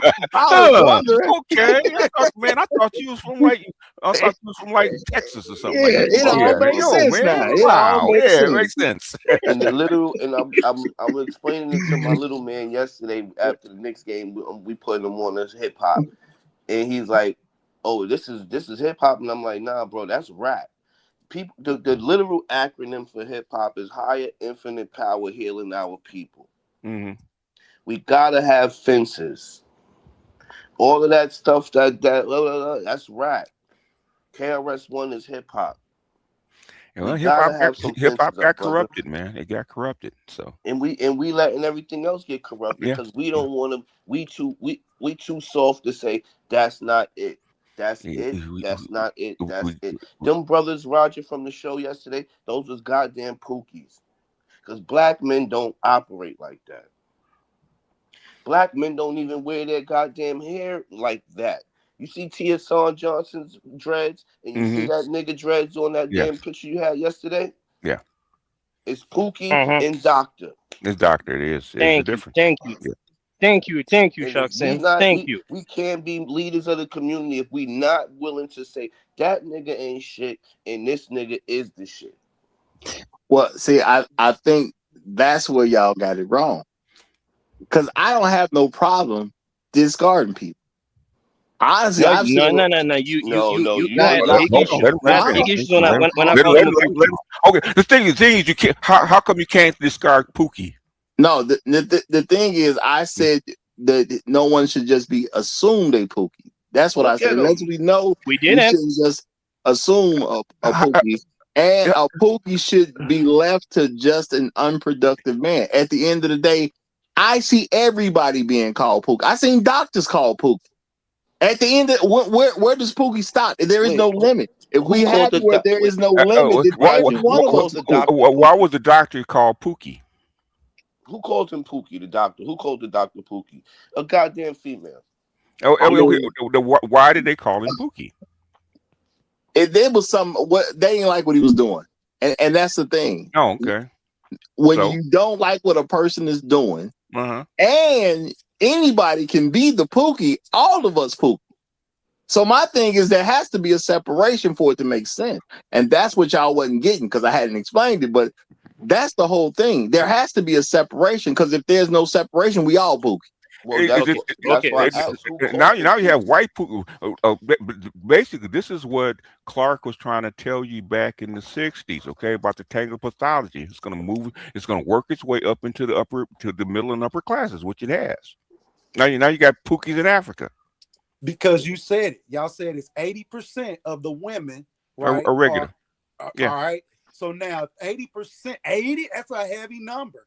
That leaves only 20% of the women that you really want that's supposed to be quote unquote higher class. And now that 20%, and we're going to use the math that was said in this show. This may not be scholarship specifically, but just for statistics, I think everybody can add, right? So let's just say 80% of the women are lower class, right? Regular working class people, yeah. Working class Working people. class That's below, regular people, right? Regular people, So now, where would that put men, especially black men, who's already challenged? They don't. So we have to put this in perspective. It's always been challenging as long as I've been a dad, and long as I know my dad and my dad before them. It's always been challenging for them to not only get a job, right? No matter what your credentials are, to get a job, but also challenging to maintain employment. Or once you leave somewhere, somebody else is just going to be willing to hire. This is why they went to factory jobs, because it guaranteed me nobody's going to be playing with my money or none of that crap. That's why I go to government jobs, because nobody's going to be playing with your money. You can get paid. But anything in between that is now dependent upon this system, right, to let you in, because your hat's to the back. You got long hair. You saggy. Everybody starts off poor. This is why we all make money. Apparently the billionaires feel like they poor because they trying to get trillions. So at some point it's like, okay, yeah, we got the Pookies, but these are the guys having the children. We have a by 30. I'm sure we all smart guys. We understand that there's a plan if nobody's speaking. So when we say we got 5 years, he's talking about the agenda for us in 30-30. Right. I'm talking. No. When I say 5 years, I'm talking about the whole country. I'm not just talking about us. Well, I'm speaking specifically. Well, the thing is, okay. The thing is, you can be talking specifically, right? But the thing is, if you're in the same boat as everybody else, guess what happens when there's a hole in the boat? You drown. You're all gonna drown, and then it's not specific. No, okay. I can swim. And I have other techniques. You can swim in the ocean. Explore. Good luck. Okay. I get it. I think creator. You're too far out. Right now we alive. Okay. The thing is, okay, how can you come together and actually heal a whole community in a sinking boat? So listen, again, that's why I always go back to, because it's easy to be a pessimist. It's real challenging to implement strategy, right? And then show how that strategy will work. So it's easy, and this is what everybody do to black men and black. Hold on. Real quick. Okay, I want to ask you a question. I want to ask you a real question. Okay, because you attack something. I want to ask you a real question. Before you actually have a strategy, what you have to do first? Identify the what? Us. The problem. No. First. No, okay, all right. Well, enlighten me then. Yeah, we already talk about the problem every damn day. We haven't identified it. One has a solution, right? So what is the problem, creator? Go ahead. What's the problem? So the first thing we do is identify who we are. Are you a F? Are you a O? Are you black? There is no .com for black men. We all over the place. We got men who think because they dress like white men and they monkey suits and make money that they more valuable than the guy with his hat to the back who's got insurances, who's paying other people, who's taking care of other lives and ain't bragging about it. This is where we at in the world right now. We are now pitting men, a degree of a man against another degree of a man. And so why is that? Met that man. So now, why is that? Hold on. There's degeneracy in every culture and every ethnicity. You'll never escape it, right? And we're not saying we want to be a part of that. Now, they saying for that image of that person. That's why I always go back to behavior. It's not necessarily how you dress. It's what is this young man doing? Right? How is he using his strategies? Does he even have any strategy? Because if he has strategy, guess what? He would now move. I don't care where you are in life. If you have strategy, you now can move differently. Because I think most men want to take care of their family. It's usually, I don't care how much money you got. Usually the goal is to take care of your people so that you can do what you want to do. Most men don't. Give him another couple of minutes. Okay, give him another couple of minutes, and then you can wind it up. Listen, brother, I didn't cut you out. We let you go. You give me another couple of minutes, but the thing is, you said you actually piloting a whole bunch of things instead of staying on one track. Okay, stay on one track. So now you can't force me to feed you how you want to be fed from me. I want you to make sense so we can actually understand what the hell you are saying. Makes Bro, sense if to us. if I'm running at 100,000 miles an hour, Well, then you have to slow down because we're not running all right, 100,000 cool. miles. Cool. Okay, I get it. Well, you're talking to us. So let's go Is to that a something super specific chat? well, hold on. Let me. that No, I it's see. not. It's not a super chat, but I'm gonna use it to make a point. Thank you. Shout out to Sirius Right. He said, "Did Pookie win the lottery? Is he no longer Pookie?" No, he's still He Pookie. probably I want to has. answer that.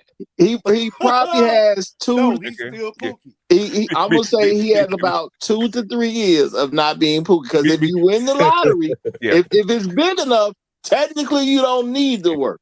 But if Because you have not been trained on how to use your money, you're gonna money, that's true. revert back to the Right same back place to you was already in. and if you haven't been trained. Behavior. Roger, and that's where y'all messing shit up at. Pookie is a mind state. Pookie ain't a financial state. You got niggas in the rap game that's fucking millionaires, and they still got It's damn Pookies. Pookies. They still Yeah. not They contributing to the It's to the because of community. culture. They Yeah. still bringing the culture down. They Yeah. still making black men Behavior. and black women look bad. It's a It's culture. Behavior. It's not behavior. It's Right. culture. I'm It's gonna say I niggas Behavior that's definitely. follows broke culture. that ain't Behavior, Pookie. brother. That's Behavior doing all Yeah. follows kinds of stuff. culture. They volunteering with the little dudes at the park and teaching them how Yes. to play basketball and Yeah. dribble and how to read in the library. And he don't got a damn dollar to his name. Okay, now Yeah. I'm gonna say. Now you said something about is guys in the rap game that's still making black women look bad. No, I black agree. people. Okay. No, black women are making black women look bad. It ain't us. Oh, Okay. It ain't us. boy, Yeah. you I'm definitely definitely do. gonna That's true. agree with that. I don't believe any man can make a woman look bad. Yeah. You know? I know when it happened. I know when it happened, man. I saw it happen in like 92, 93 when black women made that turn permanently, man. It's been downhill from there. And what I'm gonna say this. I think the problem, okay, the actual problem is the concept of a black man being a black man to everyone in America. Just about everyone, at least a large percentage of every single group of people in America, has an issue with black men being a man. That's why Pookie is an issue. Well, no let- kidding. It's Hold called a on. man not. I'm saying it's not. Let me I'm get saying in it's on that. not Let me about get in the on that. term. It's not about the term. It's about people's mentality that they're anti-black men being a man. Even if you call yourself or consider yourself pro-black, a lot of black men have a lot of problems accepting another man that happens to be black is an actual man. It ain't about the term itself. The term is just the manifestation of the thought that another man is not a man. That's what I'm talking about. It's not being diagnosed. Where does it come from? We complain about it all the time.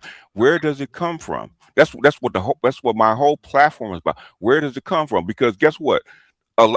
Remember the term educated lane? Thank you. I remember. Okay. Why do you think it doesn't exist anymore for the most part? Because we knocked it out the box. Who knocked it out the box? Kevin Samuels. Yeah. Where did Kevin Samuels get the motivation to actually knock this out the box from? From BGS. Thank you.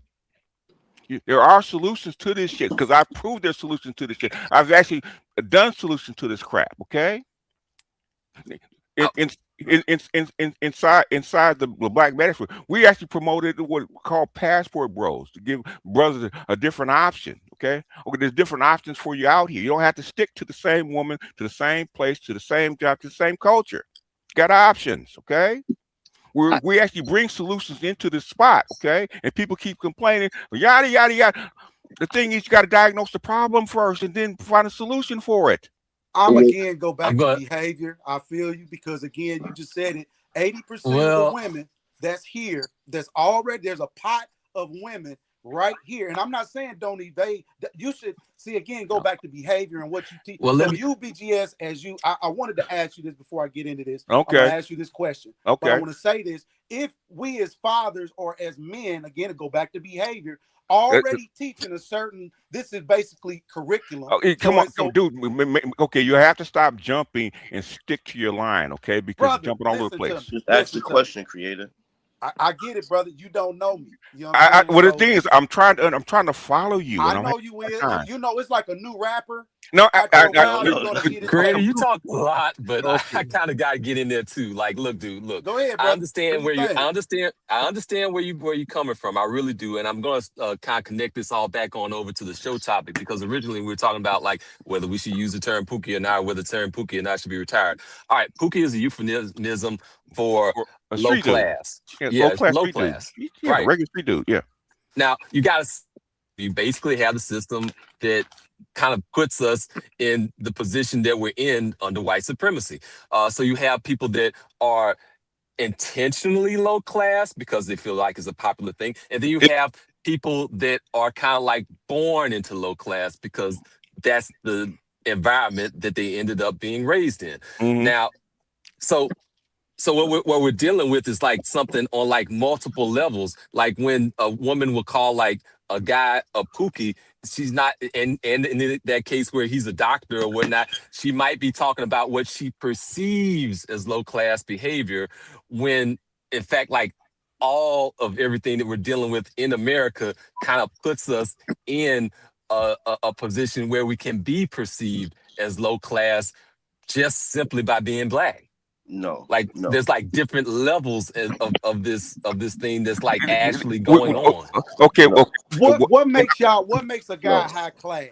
What puts a guy on a level that I think is success? How So you tell me, carry yourself. Okay.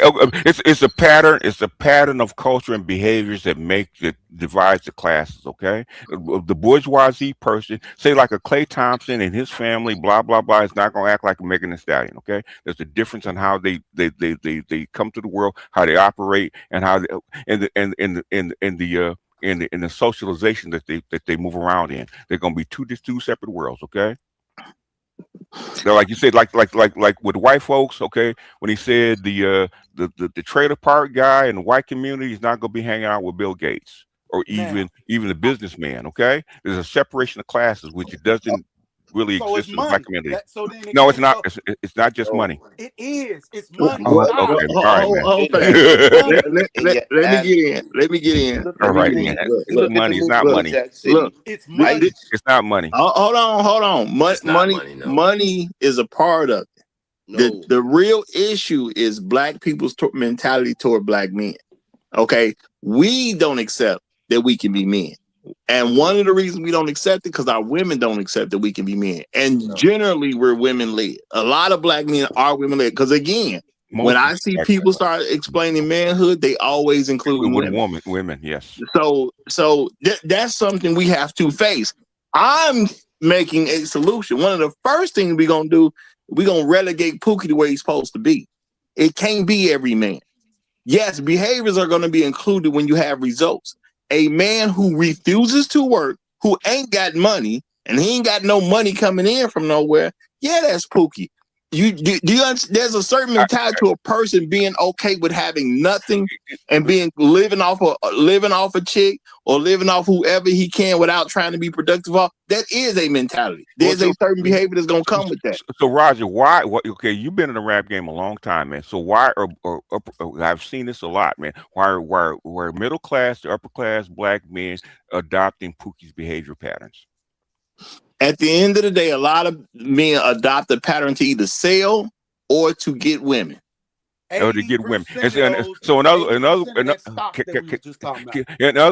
words, they're bringing Pookie's culture into the upper classes, right? Okay. Yes. Right. Yes. Okay. Mm-hmm. You have guys that well, the athletes are probably even worse at it because they're like make hundreds of millions of dollars a year, and they got a sleeve of tattoos and dreads. Okay. They're wearing the freaking uniform, displaying the culture, and so what are little kids gonna do? That are watching this guy that's making $30 million a year doing displaying y'all the same keep behavior. Saying it ain't about Can money, I finish, dude? Okay. But y'all keep talking about money. And you won't let it's me, not. You're not understanding what the hell we're talking about, man. We're talking about culture. We're talking about culture, not money. I never judged your level of comprehension. Hey, dude, we're talking about culture. Hey, dude, we're talking about culture, not money. You want me to talk over you? I can do it, man. I can do it. I come from the hood. I can engage in if you want to engage with. Dude, I've been in this game a long time. I know what you're talking. We talk about culture, not money. Sir, stop. Yo, No, you Jada, stop. See, You stop. Jada, he has the You same stop. privilege. you You just stop. said, You you stop. He has the same You Bill stop. privilege Gates, as You Guru, stop. Jada. who has what?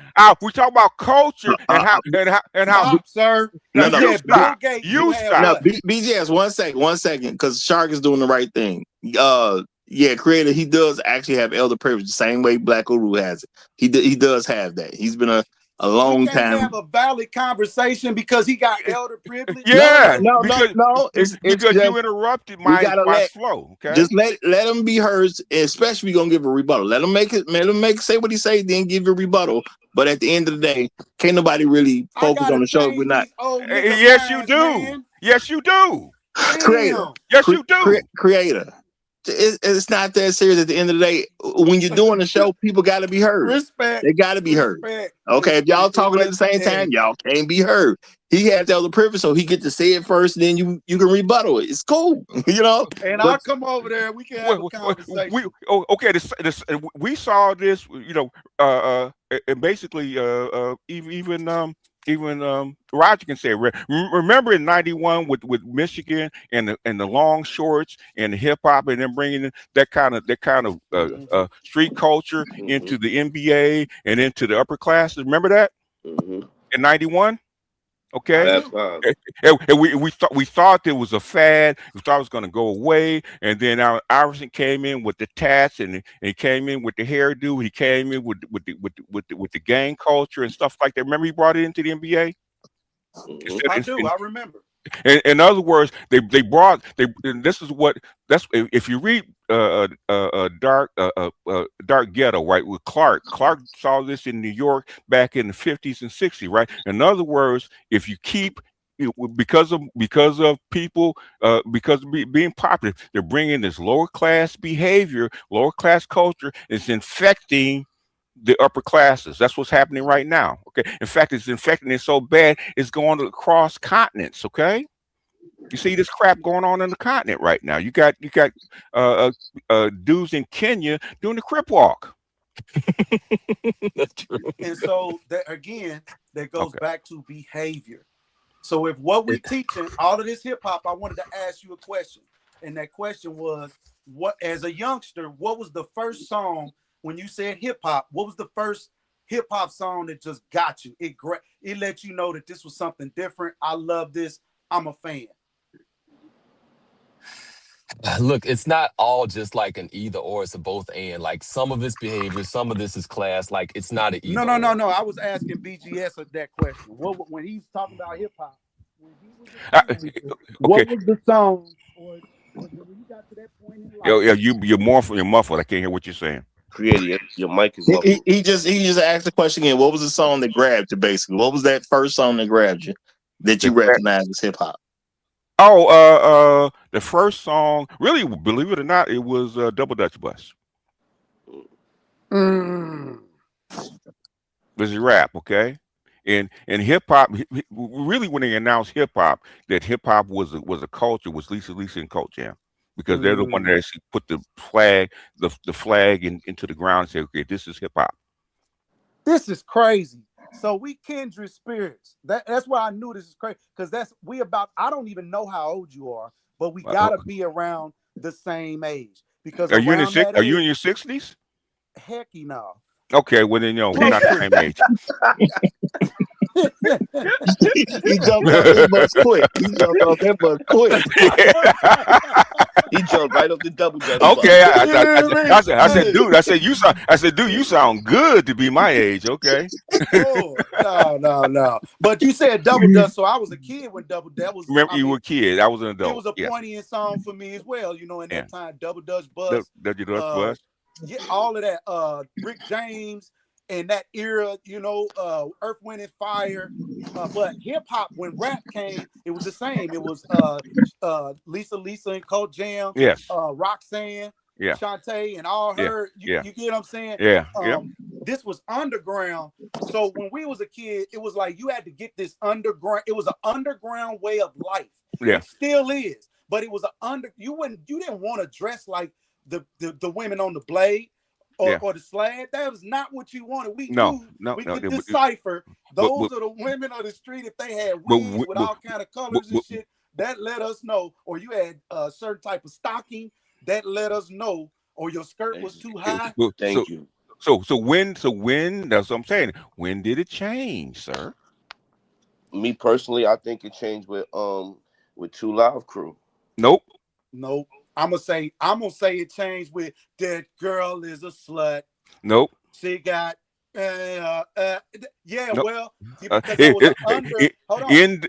NWA, Gangster. That's when it started to change. Yeah, because that's when they well, made it live. That's when they so we made it can say Jimmy mainstream. Iovine did it. Then we're gonna blame it on No. Jimmy. I can tell you exactly when it changed. NWA and Gangster with MWA and I forget his name, right? Call him OG. But the thing is, he found out that white kids, because I saw this shit, man. I saw white suburban kids in fucking Orange County, California, man. The whitest, most Republican area you can in the fucking country. Bumping this shit, okay? Yeah, my cousins It was bringing it making back. fucking money, and basically the New York Mafia and the West Coast and the West Coast Mafia got in it and started pushing this gangster shit because white kids. It was rebellious music. White kids Well, ate this it was shit a up. rec. So this was a process, but it was us working with other people. We were already doing this music. This is our life. We're No. embedded in the. Creative. Hold on, listen to me. That's Listen to not me. hip. Okay, let He him got hip finish, Listen to man. hop. me. Let him. We've He's not already. under. Hip hop He's and not rap. understanding. He's not understanding. It's Yeah, he's not because I understanding. saw this in real I time. get. Let me finish real quick, okay? Well, you cut me The off, but dudes. go ahead. I know the Okay. dudes that's bodyguarding for these people. I know the guy. I know the guy that talked about this is because he was saying where he was selling the records and why the money was making. IC said the same thing. Okay, we get the dub tapes. Okay, we take the tape. We take an album, we dub it onto a cassette, and we dub it and pass it around, right? Okay, he said the white boys were buying the albums, buying the CD, and buying the T-shirt, okay, the T-shirt and the sweatshirt on tour. That's, Yep. money came in and corrupted this. But go ahead.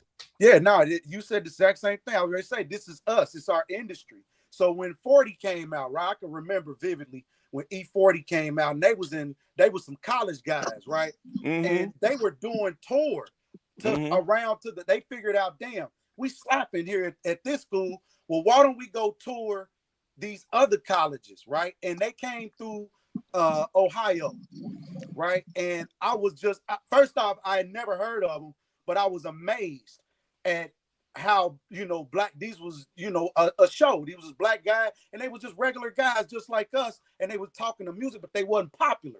This is around the same time Boys to Men is hot. You understand all this Jodeci kind of trying to get there. In the mid 90s, yeah. Yeah, right. But you had this underground music that I never knew really even existed. This is the underground.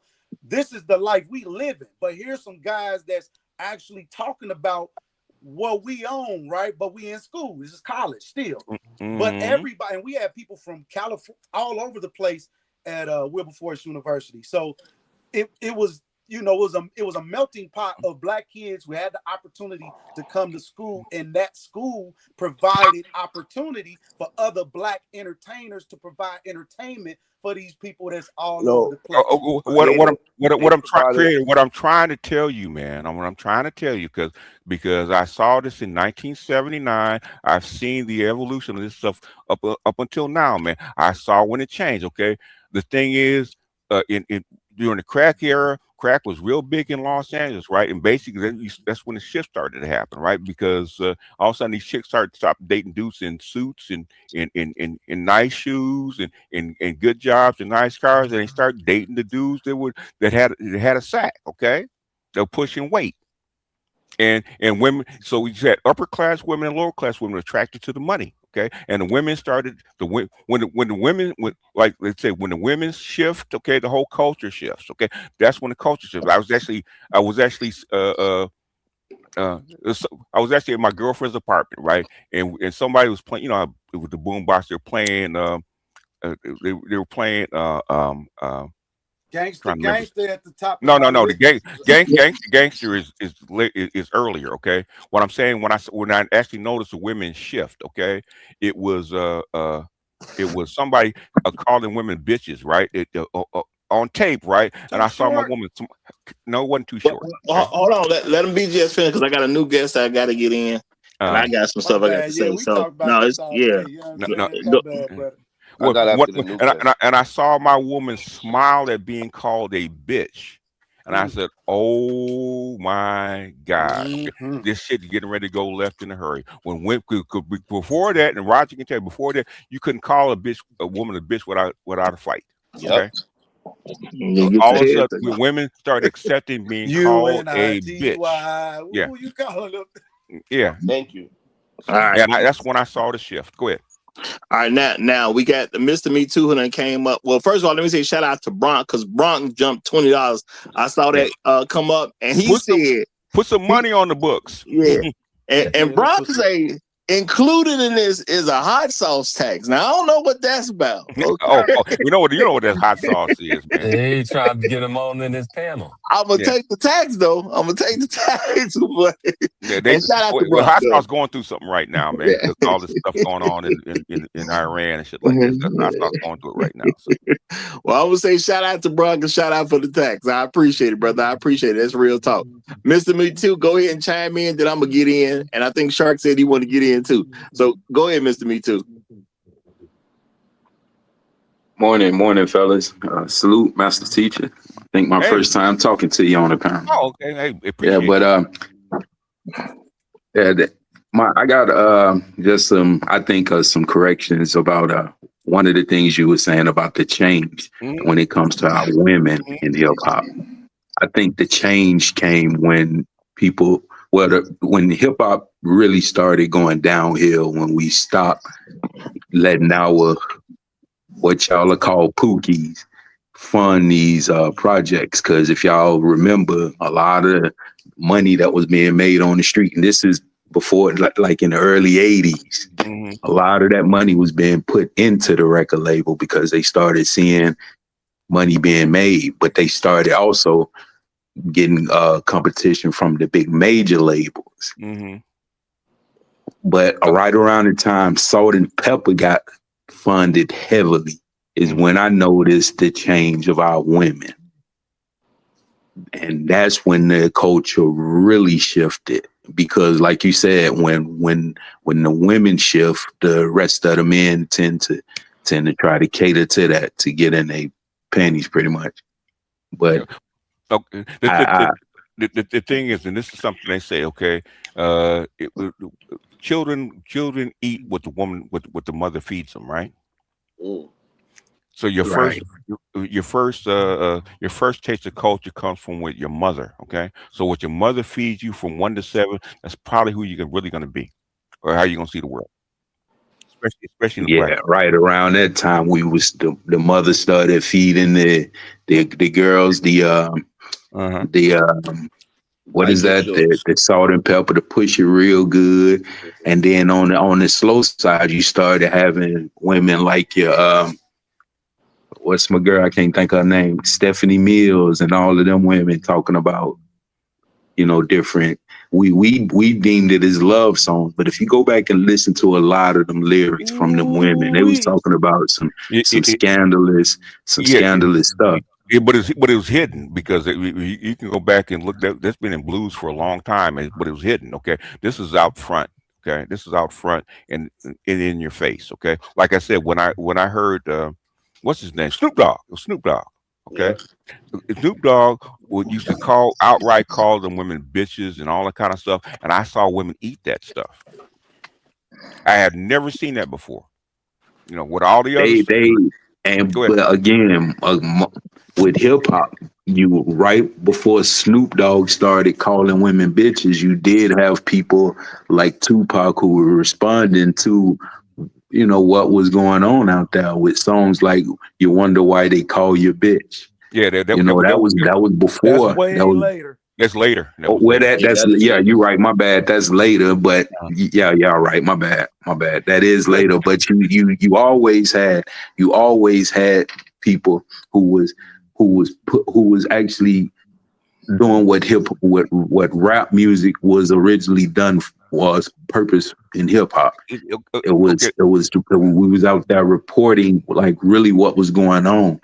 And if a woman being called a bitch and she started smiling, that was I had a dude I had never seen that before. Okay, and I'm in LA. I've been in the culture. I'm in the hood, right? And you know, Snoop Dogg is from Long Beach, so we knew Snoop Dogg. I knew Snoop Dogg's bodyguard. Okay, and I had never ever seen a woman eat that word bitch before. And this is a woman whose mother was a school teacher. Okay.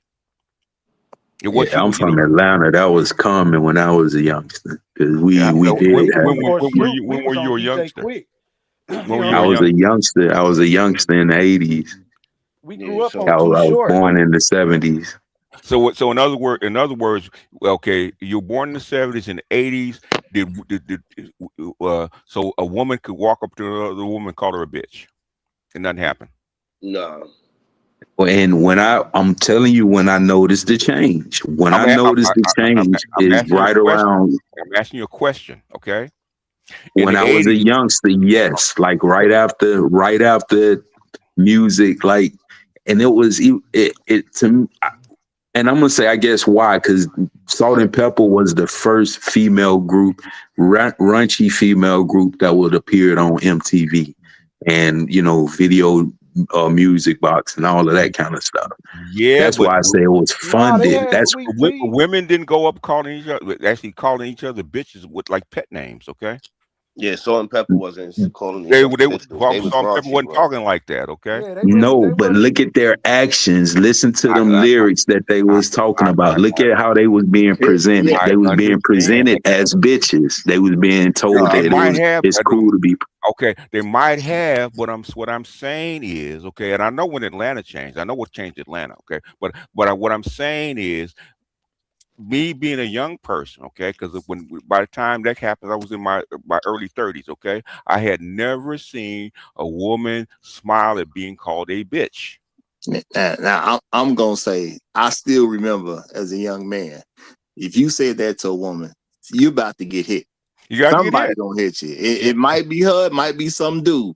And it probably gonna be some dude trying to be quote unquote protective of her. But you about to get hit. Yes. That's the thought, you know what I'm saying? I do remember that myself. You about to get hit. I remember that. But I'll tell you what changed Atlanta. I can exactly tell you what changed Atlanta. There was two things, okay? There's two things, okay? Newt Gingrich gentrifying Atlanta by bringing in industry, okay, West Coast industry into Atlanta, okay, that's one, okay, and basically the 92 Gentrification Act, right, started gentrifying Atlanta, right, and the third thing was what, bringing in strip culture into Atlanta in 95, okay, remember that? Yep, that's what changed Atlanta.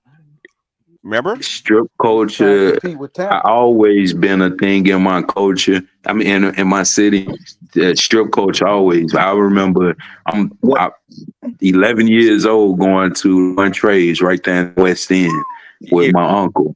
Like this is in the 80s. Like strip culture, strip club culture is always strip clubs have always been. I started going to strip clubs in LA in the 70s. Okay, strip clubs have always been. What I'm saying is Atlanta became culture. Known, I'm talking about the culture.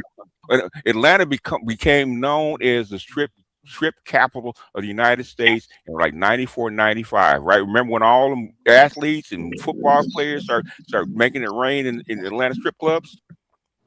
I remember the Gentleman Club and Cheetahs and all of that. That's when I remember all of that. When Atlanta went through this big ass shift between 1989 and 1995. They went through this big ass shift, especially right after the Olympics in Atlanta. Remember that? Well, what you said that was true about the evolution of my city is that when Newt Gingrich did, that was like around in the 90s. That's when they created like the Red Dogs and all of that. That's when they started trying to, like you say, clean up the streets. That's when the negative connotation of my city started being develop and perpetuate. So, Oh, Mr. Me Too, you from I sent a whole lot of in 89, 90. I sent a whole lot of my people that's trying to build, okay, like construction workers, people like to Atlanta. It's because that's where the money was going, okay. Because they took like a third of the California's military industrial complex and shipped it to Atlanta, right through New Gingrich, okay, and then they brought in white folks in gentrification. Then they started bringing other people from other parts of the country, okay. That's how come the biggest Atlanta airport actually exists, is because that's New Gingrich. New Gingrich, the military industrial complex, the airport, the Olympics, all the gentrification actually happened under New Gingrich between 89 and 96. Now, yeah. So well, go ahead real quick, Shark. I'll get in after you. Go ahead.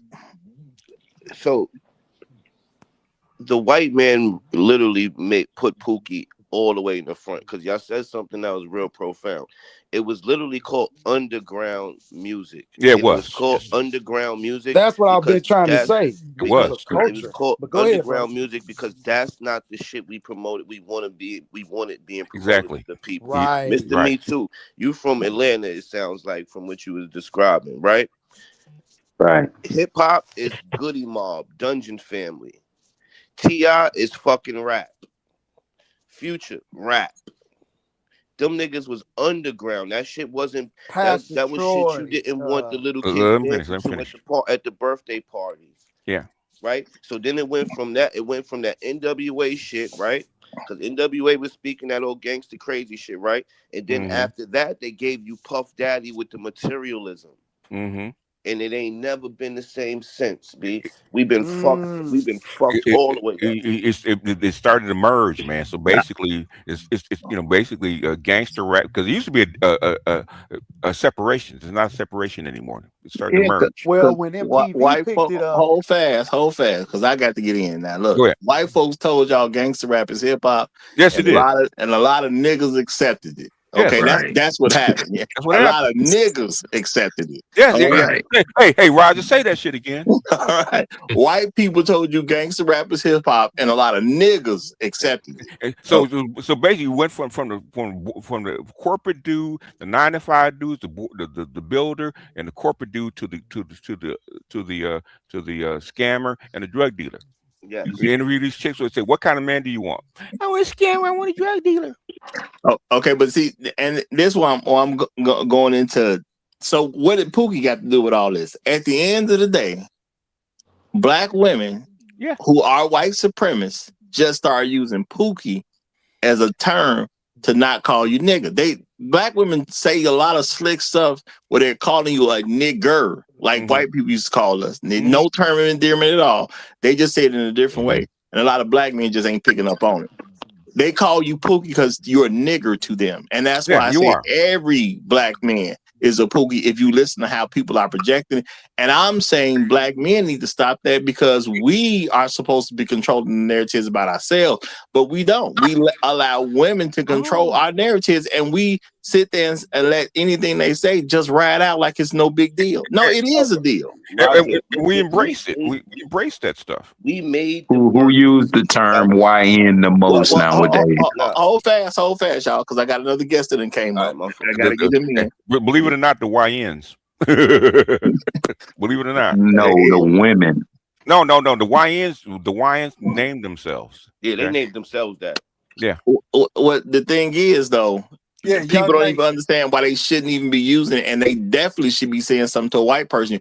They'll say a white person say something about YN. They just called you a nigga to your face, and they don't even pick up on New age Pookie. That's the new age Pookie. No. Where did white people get the term YN from? Young Nation. The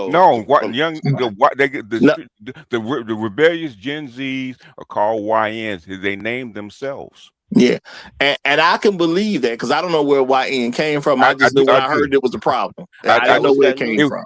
It was Gen Zs that are disaffected because they're miseducated and the jobs aren't there, so they're actually going to rebel against the system. They're called YNs. They're called YAs in Africa. Okay, well, young Africans. Okay.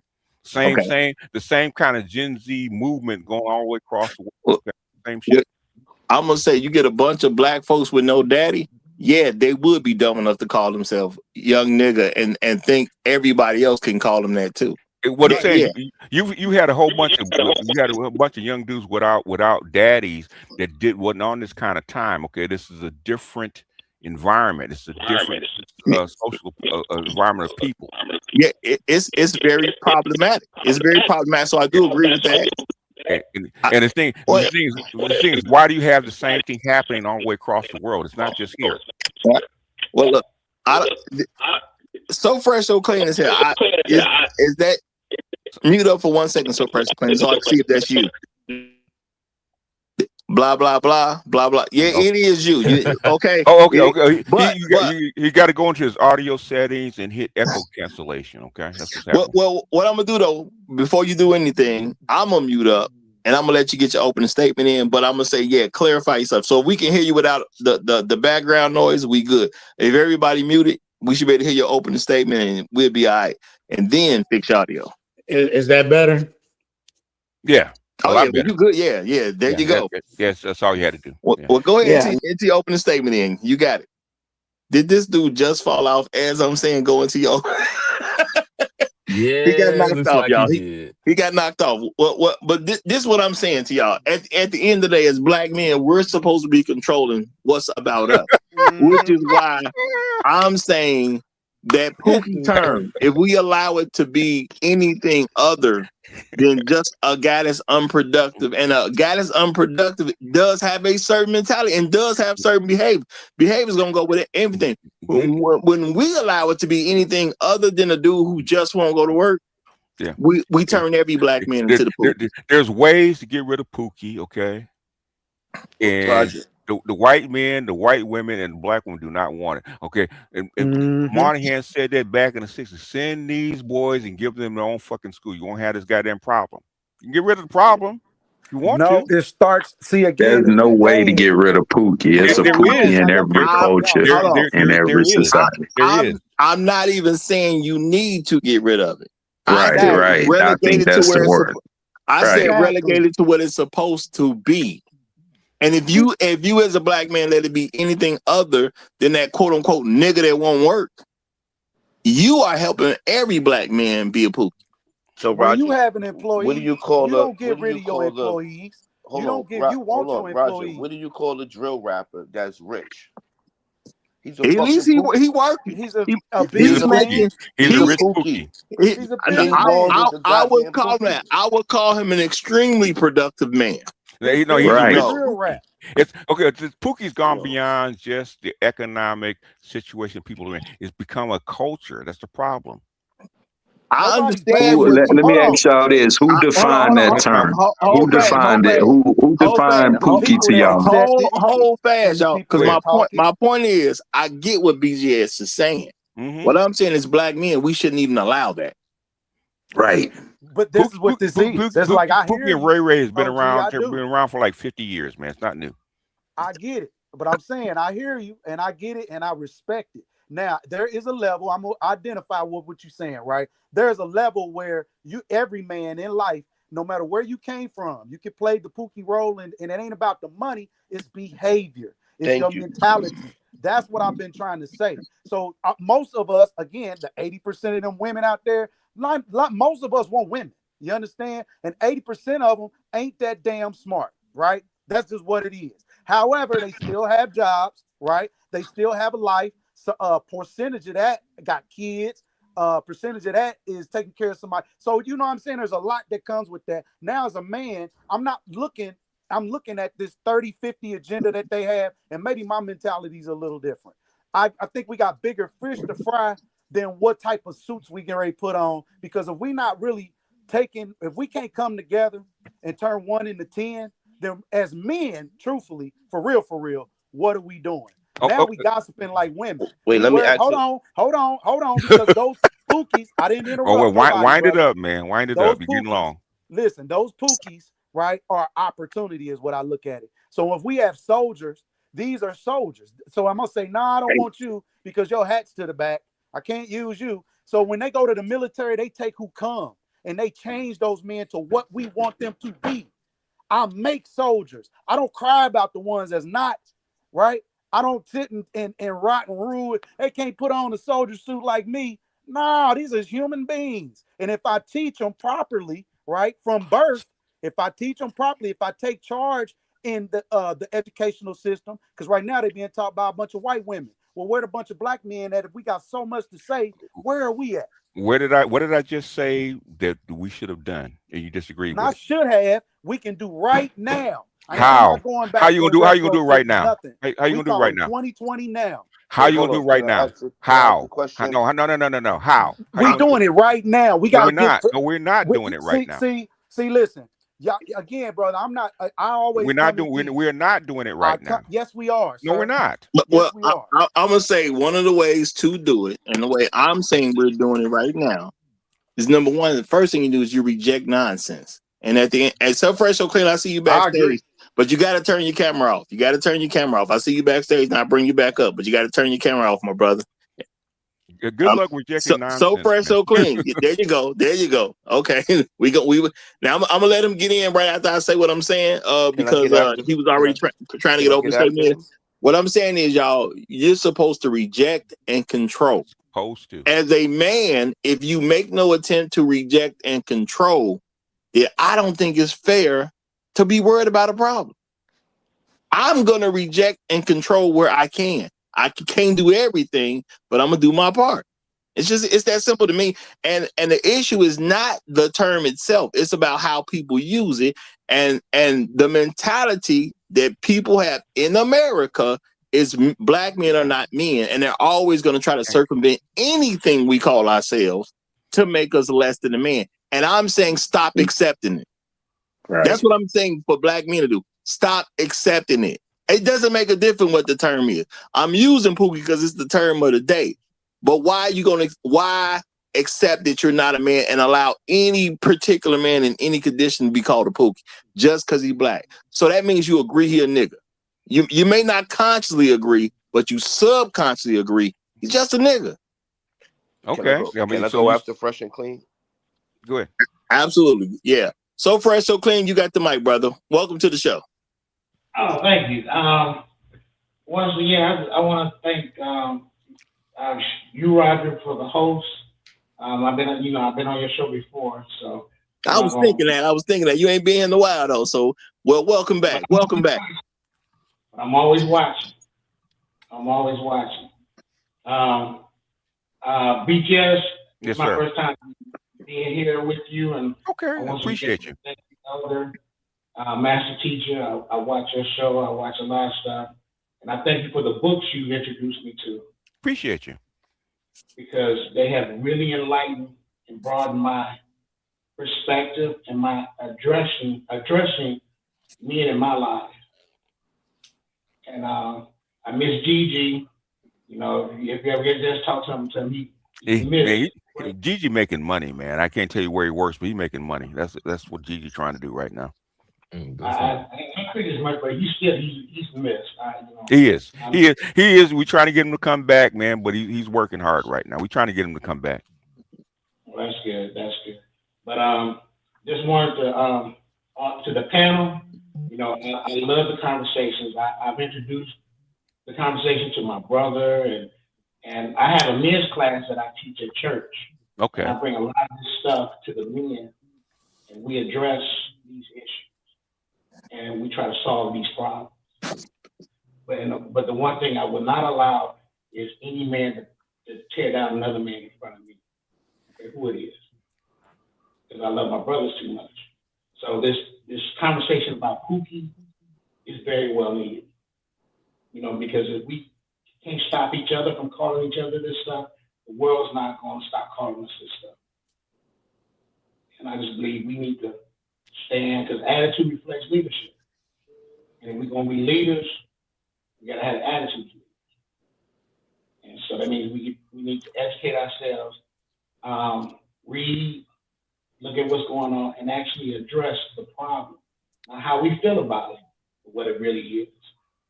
And that's all I got. Yeah. Appreciate you, brother. Appreciate you. And I'm going to say shout out to you. And I'm going to say this is an example why we're trying to get y'all to stop all that cursing, y'all. Good luck, man. Good luck. Rod, you know If what they you know. just keep it to a minimum, I brother. guess I'll get in after Shark. Yeah, they just keep it to a minimum. That's why I be Good asking, luck. because there's some good church folk out here. They be listening sometime, and I don't want them Church folks be cussing too. That's the problem. But good luck. I ain't Yeah, saying my all that. granny boy, she don't want to hear it the way I give it. That's I where ain't got it trying from. to open up what we gonna do at the church. I'm just saying some folks got some sensitive ears, and I don't want their ears falling off when they listen to the show. Okay, But even some of my own respect, relatives. Okay, Ross. but Shark, no, when you go get ahead. in. Shark said he was gonna say something. Then Inspired said he wanted to say something. Now, Creator, you want to go in after Inspired? That's fine. But Shark did want to ask to say something. So go ahead, Shark, and then Inspired. Now I have two things to say. Points. Everything Fresh and So Clean said. That is how you anti-Pookie yourself. You learn. You listen and you learn, and you try to, and you not try. You educate yourself as much as possible, and you won't think like a Pookie. Now, for all of y'all, I don't know if you've seen the movie before, but you literally have to watch this movie. CB4. Have any of y'all ever seen the movie CB4? What? Yeah. You ain't damn near black if you ain't seen CB4. CB4 is literally the story that we're talking about right And now. Pootie Tang. No, CB4 is literally what we're talking about right now. A good nigga from a good home wants to be Pookie. Yeah. And then the white boy comes acting like Pookie, and his father says, "Oh shit, what is this thing that then changed my son into some ignorance?" And they they put everything into stopping it so it doesn't come into their community. We didn't do any of that. I think her name was Dolores C. Tucker. I might be. Yeah, Dolores C. Tucker. That's her name. Yeah. When they was fighting that stuff, Yeah. we was all the productive black people should have been on board. That's true. But we are so infatuated with getting money that we will eat our face off for it. The thing is that the thing is the reason it didn't happen is because drug culture had taken over. Okay, and people thought it was the end thing. It was cool to mimic that stuff. Okay, We was making money. We wasn't eating beans for breakfast. You understand? I didn't have to go to school with no holes in my pants. My mama was suffering, working a job at the hospital, and she could, and she would literally bring us. And I ain't trying to do no trauma bonding shit, but I'm just being real at this time. I understand, but the thing is, you had people that, because in LA, man, they had people that were millionaires, right? Millionaires' daughters and sons coming down off the hill, down into the hood, and doing gangster stuff. Okay. Yeah, like getting their product. And so like, now they introduced a certain type of lifestyle, because the difference between them and us, and I ain't talking about LA, I'm talking about where I'm from. Because Ice Cube came from West LA in a good neighborhood and went over to Compton because he wanted to be part of that lifestyle. Okay. Yep. Snoop too. Snoop wasn't that guy. He's from that shit. Yeah. He's from that. Yeah. But I would, he came from a good he didn't come. He did not. No, he did not. But me personally, I told my man the other day. I said, when we was broke, we was together, and now we got money, we ain't together. Come on, man. That's so why I said I'd rather us be where we was in the 80s and have unity and have camaraderie and have love for each other than where the fuck we at right now with motherfucking multi-billionaires, and we don't even like each other. I say this, man. Sometimes somebody gotta have a boot on your neck in order for you. Like no one should have a boot on your neck in order for you to tune up. Y'all don't know what the boot is, so I don't. I hope you guys know what you're asking when you talk about the boot. Okay. Yeah. I ain't gonna go that far. I ain't for that boot, man. My parents and I saw Jim Crow. I'm telling you, you don't want that boot, man. And I'm gonna say, y'all. I'm gonna say, if we want to look at anything, which is what I'm trying to actually do, if you're looking at a missed opportunity where we didn't quote unquote separate ourselves, that's what I'm talking about, y'all. Pookie need to be relegated to where he's supposed to be. As long as we do not do that, and Pookie can be put on any black man, because that's what's going on. People say they call Nick Cannon the Pookie.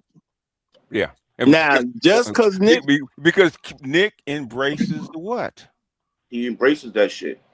Nick Cannon culturally is a Pookie. Okay. No, I wouldn't say that at all. I Nick disagree. Cannon is an extremely productive guy that lives a Nick great Cannon- lifestyle, provides for his children, and all that stuff. So why is he selling Pookieism to everybody else? I'm not. The man. I don't see that.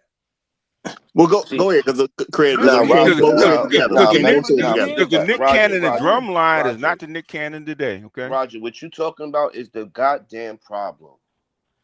Well, hold on now. I was trying to let Creator say something before I said something, so we could both be heard. Go back and look at Nick Cannon and Drumline to compare to the Nick Cannon today. Are they the same people? Yes. No. No, they're not. Listen. No, Nick Cannon not. since Nick Cannon been out. See, if y'all knew who Nick Cannon was, do y'all know the history of Nick Cannon? I'm gonna ask. We just literally said it to you. Okay, tell me the history of Nick Cannon. Nick Cannon is a square. He's a square. He's a cool That's dude. false. He's a cool dude from a good family, and now look how he's running around. Y'all don't even know who Nick Cannon is. Let me tell you who Nick Cannon is. Nick Cannon was Biz Markie's DJ as a preteen before he was even old enough to get in the club. He was Biz Markie's DJ. When Biz Markie was performing, Nick Cannon was on stage for this nigga. So let me tell you who Nick Cannon is. Now, Nick Cannon got to be like 60 years old if he was Biz Markie. Bro, DJ. Listen, I didn't make this shit up. You can go research it for yourself, right? I love hip hop, for real. So this is the story that was given to me by the people that not by me. It's goddamn Nick Cannon and Biz Markie. So you go research it. It's great history. It's a great damn story. So internally, Nick Cannon's a Pookie. That's what you're saying. However, again, I said, is that what I'm asking? Is that what you're saying? Hold on, I can't call him a Pookie because he you just did. You really listen, just brother, did. Listen, he has children. I'm saying he could be, but now the behavior of what a Pookie look like. So if a Pookie look like a man who I'm gonna pull women, I'm gonna have children by these women, not baby mamas. I'm gonna have children by these women. I'm gonna take care of these women and my children. I'm gonna have multiple. That is fair. Right? I'm going to have a successful career in entertainment, however it work out. I negotiated deals and I did what I was supposed to do so that everyone can win. That to me, sir, is a winner in life, especially exemplary of a black man who started as a teen, right? Okay, wrap it up, man. Started as a teen. Long. Yeah. Bro, listen, again, I hear you, but and I know you got respect, you know what I'm saying? But no one does that to you. You just did. I did not. Yes, you did. I said my piece. He laid it out. Okay, all right. Okay, we not finna do that. We not finna do that. I'm gonna say shout out to Rael. He says Nick Cannon. Not going on other niggas shows because y'all have been in created, chill. Okay, we're not finna go there. My good, bro. Shout out to Nick Cannon. Okay, Rael said Nick Cannon is practicing polygyny. Now I'm gonna say this: as far as what Nick Cannon does, as far as I know. Yeah, he's doing something I wouldn't necessarily agree with because I wouldn't have a bunch of kids by a bunch of different women. But just because he's doing something that I personally don't agree with, that where he's not harming anyone and he's actually taking care of his kids, I don't see Nick Cannon as a problem. Now, if you're doing this and you ain't got the money to handle let me get in there. Let me ask you this, Roger, real quick, okay? Hey, let me jump in and say this before you ask that, please. I got all sorts of jumped over. Okay, go ahead, man. Go ahead. I want to ask you a relevant question, right? Okay, if he was doing it in private, I have no problem with it. I have no problem with it. Okay, guess what he's doing? He's doing it in public and selling this idea, so it's future. What my thing about those two gentlemen is they literally have enough money to do what they're doing. I understand. Okay, well, how does it affect the rest of the culture, though? Thank you. It didn't affect the rest of the culture because the other culture. No. The culture was already doing it. The culture was already doing it. Let me get in there. Let me get in there, please. Hold fast. Shout out to Black Who Strikes. He says Nick Cannon got sick and something snapped in him. And I do believe that's the truth. I do believe that is the truth. When he had his issues, I think he came back like, I need to, start producing some kids, and he started thinking about legacy and lineage and all that type of stuff. So obviously, well, if you pay attention, something happened when Nick ended up in the hospital. Definitely. So is this the society that we want to sell to the black community? Obviously, it is that. Let me That's what you get in were now. saying. Let me ask this question, man. More of a statement, but it's interesting that we on this black man show, the black man defined the term that the show is about. He defined what a Pookie is, but none of us seem to really accept his definition of what that is on his show. We still trying to argue it from what the white folks told us a Pookie is, and what the white folks say that is a reflection of, and how it affects us as a community. No, this has nothing to do with white people. This is all has everything to do with productive black men trying to say this is stuff that we don't need in our community, and we need to not be promoting it. Just because a motherfucker get a whole lot of money, This don't mean he not a Pookie. so wrong? What's so wrong with what Future is doing? It's because he's selling this idea and this lifestyle to people, to lower class people. Okay, is that what you want in your community? He's selling a lifestyle to lower class people, or is he selling a product that's being funded by white folks to the masses in this country? No. What I'm saying, he's an active salesman of this culture and this lifestyle. Okay, an active salesman. I think so that he's means a this lifestyle, this reflection. culture has to pay for that's not free. And you're not a part of that lifestyle. So how would that affect you? Because I got neighbors. Because you got kids. That you trying to tell me that white folks is so invasive that you can't teach your own kids that, hey, that we as a culture can't teach our own kids that we can't teach our kids to view music like we view TV. We will tell our kids Star Wars is false. That ain't real. You know, ain't none of that. We can. It's clear that Chuck Norris didn't really kill all of these folks. We can make a clear delineation from that in movies and it affect on the culture, even though we can argue that it do affect the culture, but it's a clear delineation from that. And then how not just music, how hip hop, how rap music affect us. Y'all trying to tell me rap music did more to damage y'all trying to tell me rap music did more to damage the black culture than Scarface and New Jack City? Yes. All right. It's not them, it's the distributors. Absolutely It's the radio not. stations. It's distributors that promote that New system Jack City came from we what? don't really benefit Gangster hip hop. Okay, that's where New Jack City came from. Where did Scarface come from? Scarface came from Miami, the Miami drug trade. Okay, it first started with what is it called? Miami Vice. Okay, that's where it came from. Now, every nigga I know. Go ahead. My bad, Roger. My bad. Y'all. First of all, I'm gonna say shout out to Chuck Norris. I heard Chuck Norris didn't die. They said Death owed the money and he went to collect. Just so y'all know, okay? Look at how we praise. Look at how we praise that white man. We praise and celebrate that white man for all of that killing.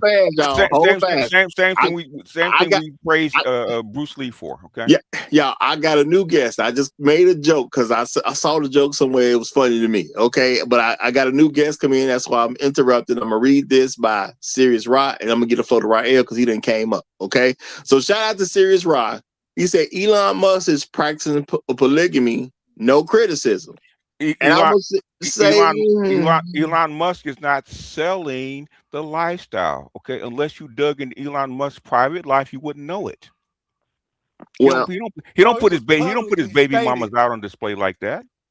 But they came out and said it. They publicly said, "Hey, we want some bread." Basically, I'm just paraphrasing. Okay. I'm gonna say y'all gonna have to make y'all decision about what Elon promoted versus what Future promoted. Because I don't necessarily put like this. I'm not a Future fan, so I don't really listen to his music like that. But did he actually promote having a bunch of kids? Yes. Okay. Because I'm wondering, is he a promotion or is he a reflection? Basically, and this is something that the people that went to school with him from Atlanta, okay, that went to school. Can I finish? Is it okay? He went to school with him in Atlanta. Said that Future was not is cosplaying this lifestyle. He's not really. He wasn't raised like that. Well, I mean, I'm not going to disagree with that, but I'm thinking, is he selling having a bunch of baby mamas? Yes. Okay, I'm not saying you're wrong. I'm just saying this because, and this ain't no diss the Future, you know what I'm saying? But I ain't never listened to a Future album. I listen to music, I just ain't never heard a Future album. You know what crew Future comes from? Well, no, but I'm trying to get well, I got to read this now, but I want to get Rael in here because he didn't came up. You know what I'm saying? Let me just say it though, real quick. Future comes from the Dungeon family. He comes from underneath Outkast, Goody Mob. He comes from hip hop. He's selling you rap right now. He's selling exactly. He's selling, but the thing. Give us that history, man. We need that. Hey, I'm gonna read the super chat. I said I believe it. I don't listen to his music, so I can't say what he's doing and done. I got to accept your word for it, and I'm accepting it. Let me read the super chat so we can get Rael in here, y'all. Come on now. Shout out to Low End Theory. Glad to hear from you, brother. Glad to hear from you. He said, any man that chooses not to follow his own path in exchange for the Pookie model is a weak man. And there's a lot of weak men out there, so it is what it is. Okay. Yeah. I ain't gonna argue about that one now. Rael, you got the flow, my brother. I think Inspired was trying to get in. I think he's been trying to get in. I'll let him go before me. Okay, Inspired. Yeah, you know what? Y'all cut Inspired because I say he's supposed to go at the shark. You got to elbow your way in, man. You just can't. I see that. Are y'all even able to hear me? Hey, man. I'm from the top rope. Inspired. Top rope, man. All right. And bring the chair with you, okay? Okay, but before you say it, now Brunk done interrupt you. He said, read my last two comments after Rael. Well, we're gonna read them now. We're gonna get them out the way right now. Well, he said the last two. That's your last one. Okay. He says it started with COINTELPRO and evolved from there. LBJ's Great Society, Reagan's funding of the Contras, a very convenient crime bill to jumpstart the 90s. Okay.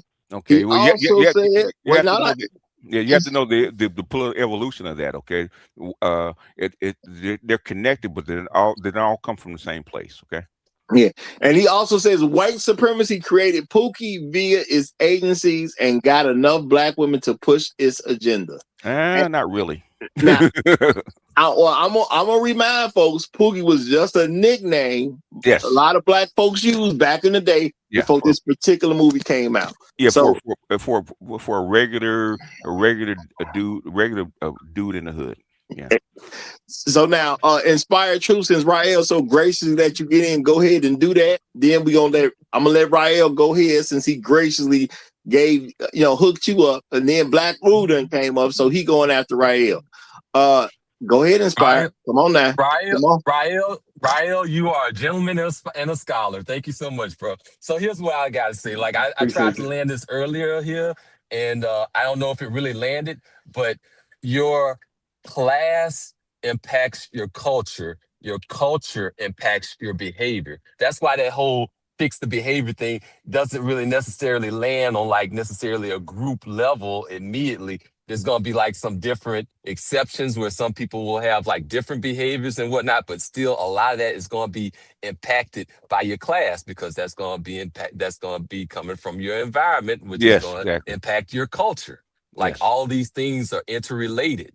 It's not either or, it's a both and. And a lot of what we have is kind of like a lot of class compression and a system that tries to keep us as the permanent underclass. Like all of these things that we're experiencing where we're talking and complaining about the culture, it's like coming from a system that wants to keep you there. And that's why we end up having everything that we create, whether it's hip hop, whether it's rap, whether it's just kind of different terms that we come out with, it's always going to end up getting corrupted. All right, now, shout out to Positive Vibes. Okay, she coming with some mess right now, y'all. She says, "Good morning, Roger. Elbow your way in is crazy work. You don't let me do that. You you all be ready to kick me off the panel. You almost had what? You almost or you almost had my voice. Okay, she trying to say something. I can't figure out what she was trying to say in that last sentence. But I'm gonna say this. Hey, I let you say what you need to say. Okay, let's keep that real. Because you're a female, well, if you don't know this, let me make this clear to you now, so we don't have no problems in the future. Because we like you. Okay, we like you. Look, when you come up, all you got to do is unmute, and we're gonna let you speak. Because we're not gonna have you as a female trying to elbow your way into dudes. We're not gonna do that because that ain't a good look in my opinion. So when you come up here, we're gonna let you give your piece, but you got to mute after you give your piece. And then when you unmute again, we'll let you in. Yeah, don't you be trying to elbow your way in here, because honestly, that ain't the perception of some other people. I'll just say that. It ain't the perception of some other people. But we gonna let you speak your words anytime you come up. You ain't got to worry about that. Some people may see it as a female privilege, but I just see it as a person running the show. Women shouldn't be trying to beat up men to get in to speak. I don't like the thought of that. Okay, so there's going to be a certain level, y'all can even call it female privilege, but I don't like women trying to tough their way through men to be able to speak. I don't think that's a good look. So you ain't got to worry about it in the future, but I'm going to say you're full of it right now. But since it's a super chat, I'm going to say thank you. But you're full of it. Okay. All right. Rael, go ahead and get your piece in, brother, and then let's get Black Rule in here. I'll cede it to Black Guru. Go ahead. All right, well, Black, hold on. My bad. I ain't got him on the stage. My bad, Black Guru. Go ahead, brother. Sorry about that. You on stage now, Black Guru. Did he walk away? Black Guru, you're on mute if you're talking. Come on, man. We ready to hear that. Black Guru, you're on mute if you're talking. Maybe he might have walked away because I had him backstage. I thought I had brought him up, but he was backstage, so maybe he walked away to do something. So go ahead, Rael, since he obviously not here. All right, peace of the panel, peace of the chat. I think this is the Pookie. Since I've been in this space, I haven't engaged in the Pookie, the quote unquote Pookie bashing for a reason. And the reason why I haven't done it is because it's a backwards attempt at not really laying the blame at the feet of where it really needs to be laid. So-called Pookies only can exist in a context as it relates to especially females, when it comes to females who actually give them the actual access to them.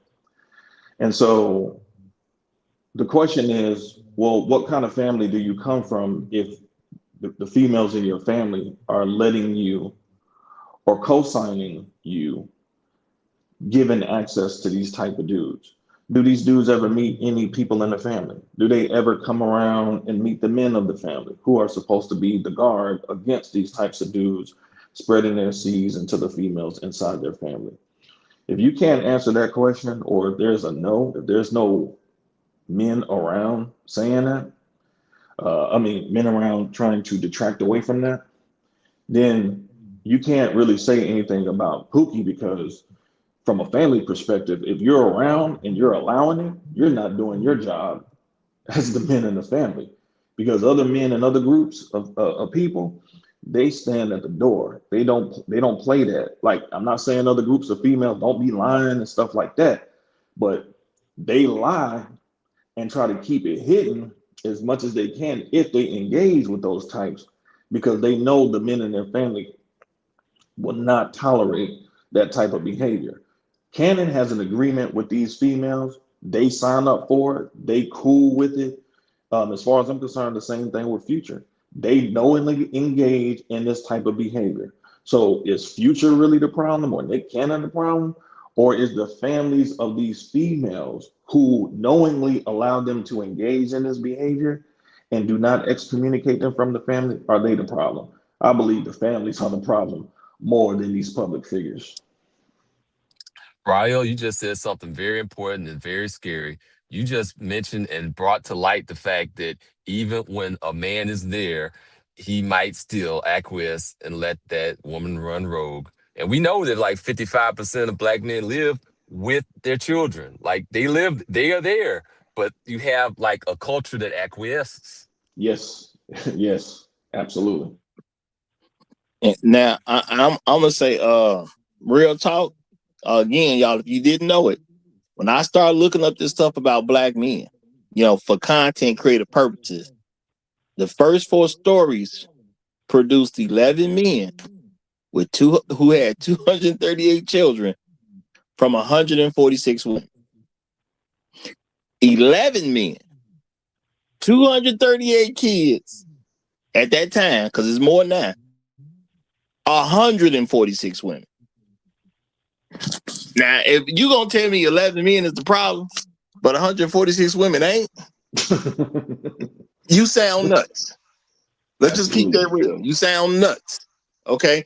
And this was a random 4 stories. Just a random 4 stories. Y'all seen some of it because some of it was on Iyanla Vanzant. Some of those guys came from there. You know what I'm saying? So I know y'all seen some of them. Okay. Right. And the guy I've made fun of, and I ain't really made fun of him, but I've made fun of the women because I talked about a guy who worked at a McDonald's who had 17 kids. I brought him up not too long ago, and the payout, because they took him to child support, and his payout came to less than $2 per kid. Okay? But he worked at McDonald's. Is he Pookie? No. He got a job. He's being productive. He works at McDonald's. Well, he got 17 kids, Roger. That's not enough. Nobody was forced to have a babies by him, and they knew he worked at McDonald's. What you want me to say to him if he work at McDonald's and they want to have his baby? What you want me? Ain't he in America? Ain't it freedom Yes, he out is. here? Can't we be free? Don't the women have a right to have a baby with a man who wants to have a baby with them? Hey, he did the do. She got pregnant, which she didn't have to get.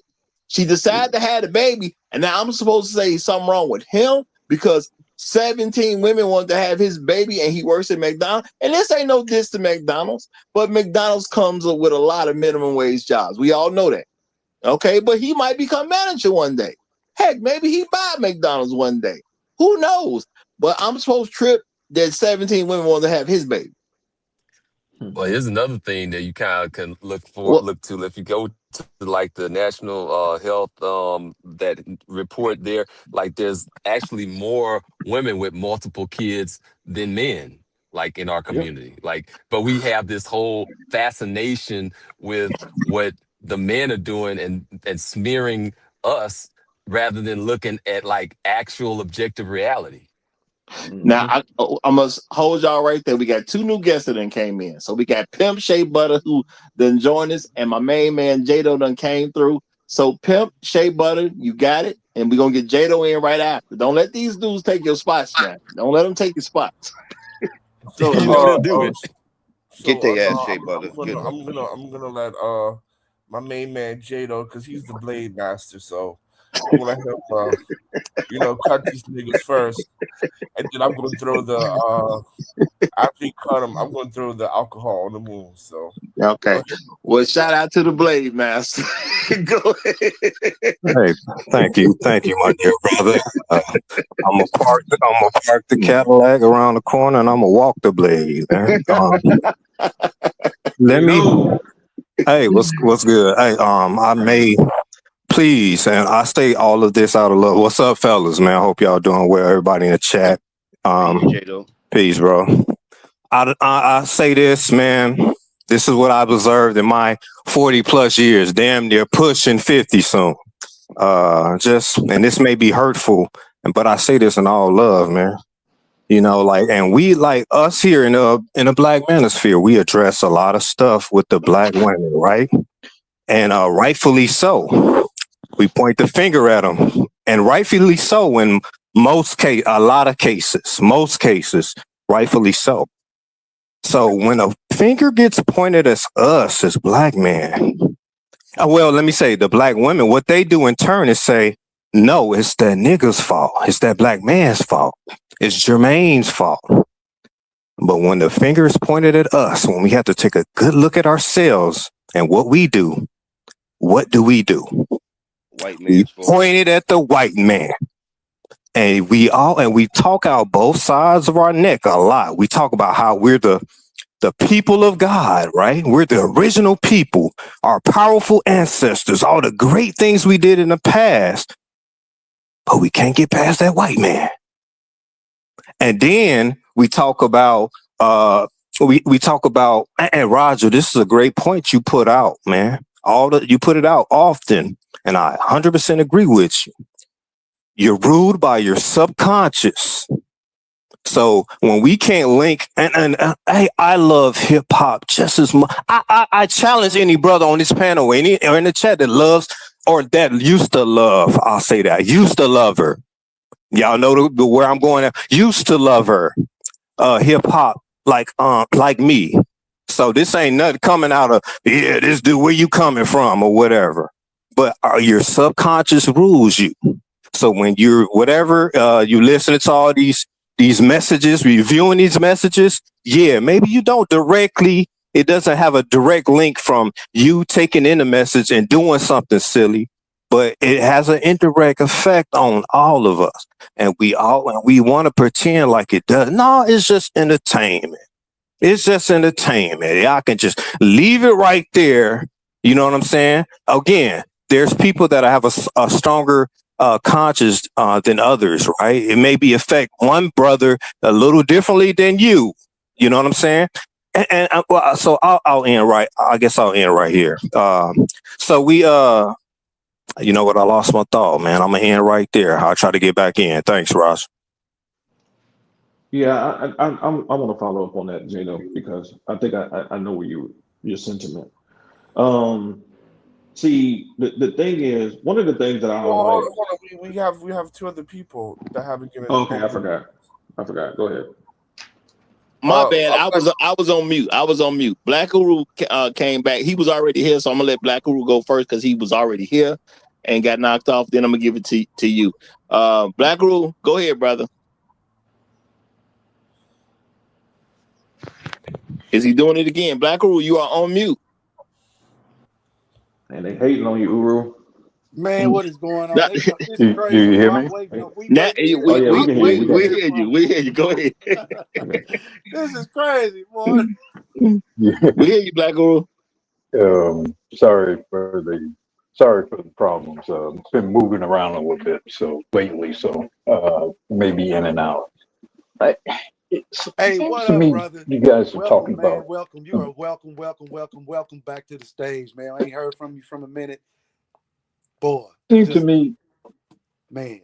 Good to hear from you, brother. Are talking about different things. Like we're talking about the phenomenon of Pookie as it exists, like in real communities, real families, whatever.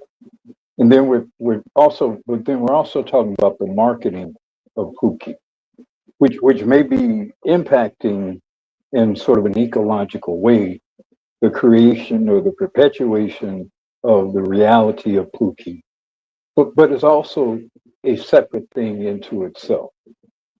Like the Pookie phenomena as it exists in reality is very much a function of the gynocracy. I mean, BGS will recall, when we were younger, there weren't a lot of Pookies. And there weren't a lot of Pookies in large part because we were together as families. You had more Black men sort of running families, head of household, whatever. And your fathers, your grandfathers, your uncles are going to make sure you're productive men. And they're going to start you off becoming productive well before you become a man. I've spoken of being grabbed up by my uncle on a Saturday morning, frankly, and we're going to go clean up the neighborhood. And it wasn't anything that I could negotiate my way out of. And even though my parents had been broken up, my mother didn't have any say over it. You know, it wasn't like, well, no, I'm not gonna. He can't go today. No, my uncle, her brother, came and got me, and we're gonna go clean up the neighborhood. We're gonna go fix Miss Allen's fence, or you know, we're gonna go, you know, straighten up the park or whatever that was across the street from where I live. So there weren't a lot of Pookies in large part because we had more men as head of households or head of clans, if you will, which was the case with my uncle, where my father was gone, but my uncle was still very much so the head of our clan, our extended family. So the gynocracy, or the growth of the gynocracy, very much has contributed to the greater proliferation of the Pookie phenomenon. So that's a real thing. But now, whether or to what extent Future and Nick Cannon and whatever sort of create Pookies, I mean, there certainly are a factor in it, or they definitely make more stylish being a Pookie, or pretending to be a Pookie, or perpetuating the quote glamour of being a Pookie. So that is a real thing. But I think we should be careful not to convolate the breakdown of the family issues itself with to what degree popular culture or whatever creates and perpetuates. So I hope that's on topic, because I haven't heard all of what you guys have been discussing, but that's just based on what I've heard thus far, what I think I could contribute to the discussion. No, I think that's very much on topic and very nail on the head, if you ask me. You know, and I do mean that. That's exactly where it needed to be. I'm glad you That's what I said. was saying. You That's know, what I was real saying. talk. Always. Yeah, all right. So glad you came up. Man. And I gotta say, shout out to Vegetarian Terrarium. I don't know how to properly pronounce that. Terrarium. Okay. But shout out to you, brother. I hope I ain't butchering your name too much. He says the real problem we have is nobody speaks fluent Pookie. No one speaks fluent Pookanese. He says if we can't truly understand the Pookie, maybe we could work with Pookie. Like how Malcolm reformed and was cool with Bumpy Johnson. Now, I'm going to say this. Pookie just needs to be regulated to where he's supposed to be. The unproductive man. We don't need to worry about Pookie. When Pookie ready to be productive, Pookie will worry about us. But if we allow it to be something other than that, again, see, now every black man a Pookie. Because, you know, when you unproductive, it's a very clear thing that you can see. We know if you go to work or not. Okay, you either getting a paycheck or you're not getting a paycheck. And if you don't want to work for somebody, it's still legal, y'all. You can work for yourself. So no black man has an excuse to be one. You only become one because that's what you want to be. And I understand there'll be some guys who have some issues with the police or something. You know, well, I got a felony. The business owner ain't got to check in with nobody. That's all I'm gonna tell you. The business owner ain't got to check in with nobody.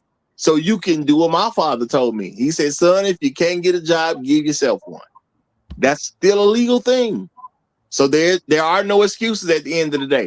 So I think black men can't leave it at that because black women won't leave it at that. And we want to join their mission. Well, but which is bring down black men as a whole. Critical thing towards the end. You said a very critical thing towards the end.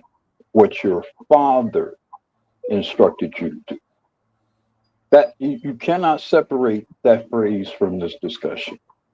There weren't a lot of Pookies when there were a lot of actual fathers and head of households.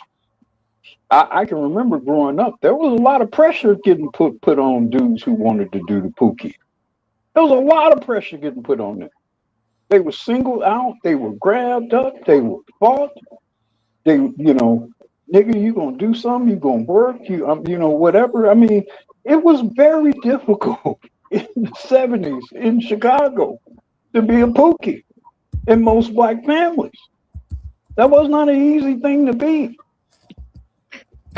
That's real talk. Not on my couch. Too many men say he ain't gonna be in here on my couch. It ain't doing nothing. But we're gonna do a little overtime today, Eat my y'all. food in my refrigerator, grabbing up food off my stove. I mean, It was a lot of pressure. Yeah, men wasn't playing that. And we're gonna give a little overtime today. We're gonna get a little overtime today. This has been interesting so far. But Pimp Shea Butter needs to get in. So Pimp, get your pimping on. So first of all, I want to say shout out to Calvin. I want to say shout out to Calvin. You know, you need to do another commercial, nigga. Let us know how you what happened to your black ass. Second, I'm gonna piggyback with the Blade Master said when it comes about looking at us, because I mean this is crazy. Everybody's the problem in this situation. If you having niggas having 12 and 13 kids and not being in life and financially supporting them, that is piss poor parenting. Piss poor parenting. And shout out to Pookie. I mean, look, nobody loves Pookie more than me. Because, I mean, that lifestyle of being trifling as you want to be, shit, that is good living. But at the end of the day, that is horrible and is detrimental to a community, to any community, regardless black, white, or whatever. And the reason why everybody's the problem, because number one, a woman can only get pregnant 8 months at a time. Pookie can get 50 bitches pregnant at a time, 100 bitches pregnant at a time. It doesn't matter, right? So you have to look at that. You have to look at the reproduction numbers and that kind of bloodline in your society, right? Because if you are going to let that type of person outbreed the productive person in your bloodline, in your racial bloodline, that is a problem. That is a huge problem. And then on top of that, women preferring that type of seed over a productive seed, that's a huge problem on the women's side, right? Everybody's the problem in this situation. And the fact of what Jado talked about, and shout out to the white man, the big homie, because at the end of the day, you know what I mean? You know, they say that at the end of the day, the leader gets blamed. And niggas always love to blame the white man. That shows how the white man is still the leader of our community. We gotta purge ourselves of that poison, right? And at the end of the day, it's not a her problem, not a him problem. It's everybody's problem. And I'll pass the mic on that. Oh, and of course, hip hop ain't shit because it also promulgates that, because when she's giving it up to Coochie, she's giving it up to Bitches Ain't Shit by Dr. Dre. All right, now shout out to Vegetarian Terrarium. He said, I feel like hot sauce is an undercover reformed Pookie. This ninja is too fluent in Pookiness culture. You ain't slick, bro. Okay, so there you have it. There you have it. Okay, there you have it, y'all. His language. Right here on the Rise Report Live, we done got the scoop, y'all. Right. You go. I have been known to have holes in my drawers eating hot Cheetos in the sink. Yeah, you got it. now I'm gonna say, look, y'all. I think the problem is we as black men have not separated. Okay, because other people separate themselves, and that's why I use the term white trash as an example. See, white people saw some bad stuff and they said that ain't really us. Yeah, we got some people that's gonna do what they want to do at the end of the day, but that is not us as a people. We brushing them to the side. Black people can do the same thing with Pookie, but we won't. Now, my thing is, whose fault is that we won't relegate Pookie the way he's supposed to be? That goes to the that I was about to ask. How many black men do y'all think are actually Pookies? The way the white folks say a Pookie is. I give a good 20%. I'm gonna put it just up under. If 80% of the women are available, then you can only deal with your pot. So I'm gonna say right up under, 80%. Hold on. Black women it's what I said. Black women can be Pookies too. So I would say that's Pookisha. Yeah, I would say if we talking both sides, I I know would say I'm about strictly talking about black men. But black men. I'm gonna say, I would say about 30-40%. but I'm gonna say Yeah, the way he I was worded doing the it. question, because he said white people. If Well, you yeah. once you include white people, 100% of Mhm. us are poop. Oh yeah, Okay. Dr. Burrow here. Okay, Right. so that's the point that I want to get to because I keep to me, um, you're defining um, black men specifically in a way that when other men engage in so-called this type of behavior, you don't relegate them to that definition. Um, BGS did a video some years ago about all of the children out of wedlock that black females have had with non-black men, and it was a very high number. And how they never relegated those guys to baby daddy, Pookie status, or anything like that. Okay, so they will consider the same behavior, but they don't give them the same labeling of that. Now, this is where we mix the two. Historically, and I keep having to beat this drum because this is how a lot of black men lose the argument. You lose the argument when you ascribe the morality of sexual discipline, when you ascribe that to to males. First of all, sexual discipline was something that was always relegated to females, first and foremost. Not saying that men shouldn't be sexually disciplined, but sexual chastity belongs to females, not guys. We're the seed giver. We're going to plant the seed. The problem is that if you're lazy as a man, that's where your shame came in. When you was lazy, like Uru was talking about, his uncle used to get him up and on Saturday take him out, go clean up some shit. What was he instilling in him? He was instilling in him a work ethic. So when he became a man, it would become muscle memory. It would be a normal thing.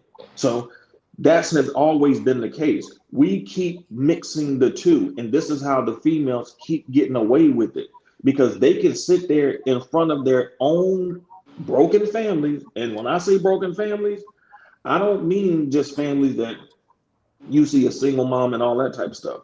I'm talking about, I consider a family broken when the men, if there are men around, the men are not in control. It's still a broken family to me. If the authority resides in the females, that's why you can see females in families that can come around with baby daddies and stuff like that. You can't do no shit like that around me. You're not going to do that around me. And so what I'm saying is until black men really toe that kind of line, they're going to constantly lose the argument about Pookie because the truth of the matter is we know all different types of groups of women will dumpster dive with Pookie, but the difference is they know not to bring those guys around the men in their family because they know they will get that head split. Black females, on the other hand, they are more than comfortable bringing those dudes around their dads sometimes, their uncles, their brothers, just like the story you did yesterday, Rod. Dudes that lost their life over a chick that was dealing with a dude that, according to the narrative, he was going up top of her head. But at the same time, they was cool with it. She didn't bring him to be vetted by her brothers. She only involved her brothers when it was too much for her to handle, and then she gets all them caught up. So until you address that part in these broken families where even there are males around who let them do it, you can't throw the blame on quote unquote Pookie because y'all both giving him access to the females in your family. That's a great point, Rado. That's not entirely true. Men have been held to sexual standards. Like Hebrew culture, a whoremonger talking about men cannot get into heaven. Over here, niggas just can't be having kids out of wedlock all willy-nilly like that and be accepted into their own family or to be accepted in mainstream society. Everybody is regulated. You know that everybody is regulated in a functioning society, both the men and the women. Just because you're a seed giver doesn't mean that you can just go around here running through hoes like that. Nah, However, that ain't what I said though. So, bro, I didn't interrupt. I'm just saying, don't mischaracterize what I didn't said. interrupt anybody. I'm speaking to the fact of you're saying that men were not held to sexual discipline. That is not true. I didn't say that. No, he didn't That's say not that. what I said. Hasos. I So literally let it. said, So hold I'm on. not Just saying. let him speak I'm his just piece, saying. and I then y'all don't want. rebuttal I'm just after he's saying, done. don't mischaracterize what I said, I though, get because it. that's not what I I said. get That's it. all I'm Let him saying. speak his piece. What did you exactly say? I said women were held to the standard of sexual chastity. I followed up by saying I'm not saying that men are not supposed to be sexually disciplined, because that's not what I'm saying. I literally followed it up by saying that. You said that men were not regulated to sexual discipline. I said men. I said women. If the women are sexually chaste, by definition, the men cannot have sex with the women if they're chaste. No, Can they? that's not what was said before. So okay, anyway, That's what I said. Okay, might have whatever. Then I'm not referring to you then. But the idea of men, then I'm just saying the idea of men not being sexually regulated by society. That's just not true. Most, if not all, cultures. Well, black men have definitely been sexually I regulated didn't by interrupt society. anybody. Why? I don't understand why I constantly get interrupted. Go ahead, brother. Go ahead. Right? I mean, bro. I'm Okay, not even go ahead. Go ahead. So at the end of the day, society regulates both. And again, this is crazy. You cannot have that amount. I mean, even when we talk about the separation between classes, white trash, middle class, upper class, we have social economic separation. It is still monitored and is still tampered, right? In America, we still have what? How many kids are born out of wedlock? 70%. Even with 55% of black men still in their lives, that is too much. That is too much. I'll pass it back to that. All right, more like now I'm 75. gonna say black men have always been sexually held accountable in this country. You can say other people have not. You can definitely make an argument other people have not. But black men have always been, period, since slavery. We ain't never had a time where we don't have to be accountable for what we got going on at the end of the day. Because remember, when stuff was separated during Jim Crow, guess what? Wasn't no welfare system or nothing. You had to take care of your kids. Just what it was. Now, a lot of black women have promoted that men don't take care of their kids, and then they try to prescribe all this stuff and say things about Pookie and all that. No. At the end of the day, black men take care of their kids. Number two, when it comes down to it, Pookie is just some unproductive dude. That's all it is. And we won't relegate it to that because we want a community to be better, but you don't want to take the leadership position. You can't have it both ways. I told y'all what the term means, and because a movie popularized Pookie, and once that movie popularized Pookie, black people stopped nicknaming their kids Pookie. We literally responded to that image that was in that movie. And I'm not saying that's a bad thing, that was our response. But at the end of the day, if we're going to let every black man be called a Pookie because he did something you don't agree with, that ain't hurting nobody, that is not against your morals or something like that, then now we're the problem. At the end of the day, Nick Cannon is Nick Cannon. I don't look at Nick Cannon and see a problem. I see Nick Cannon as a great businessman. I see Nick Cannon as a person who knows how to get things done. I don't think about Nick Cannon's kids when I see Nick Cannon. And you know what? When people bring up his kids, you know what I think? He's got extremely well taken care of kids. How? No. How? They don't have a father in the home. They just got a father paying money. Hold on, no. Who are you to say that, Hold on. Let him answer. How many times have women came out and complained about how Nick Cannon ain't doing right by his children? It don't matter. No. I'm saying let's be realistic. These are people. They're celebrities. They're real people, and we don't know everything about a celebrity. We do know that Nick Cannon is a black man.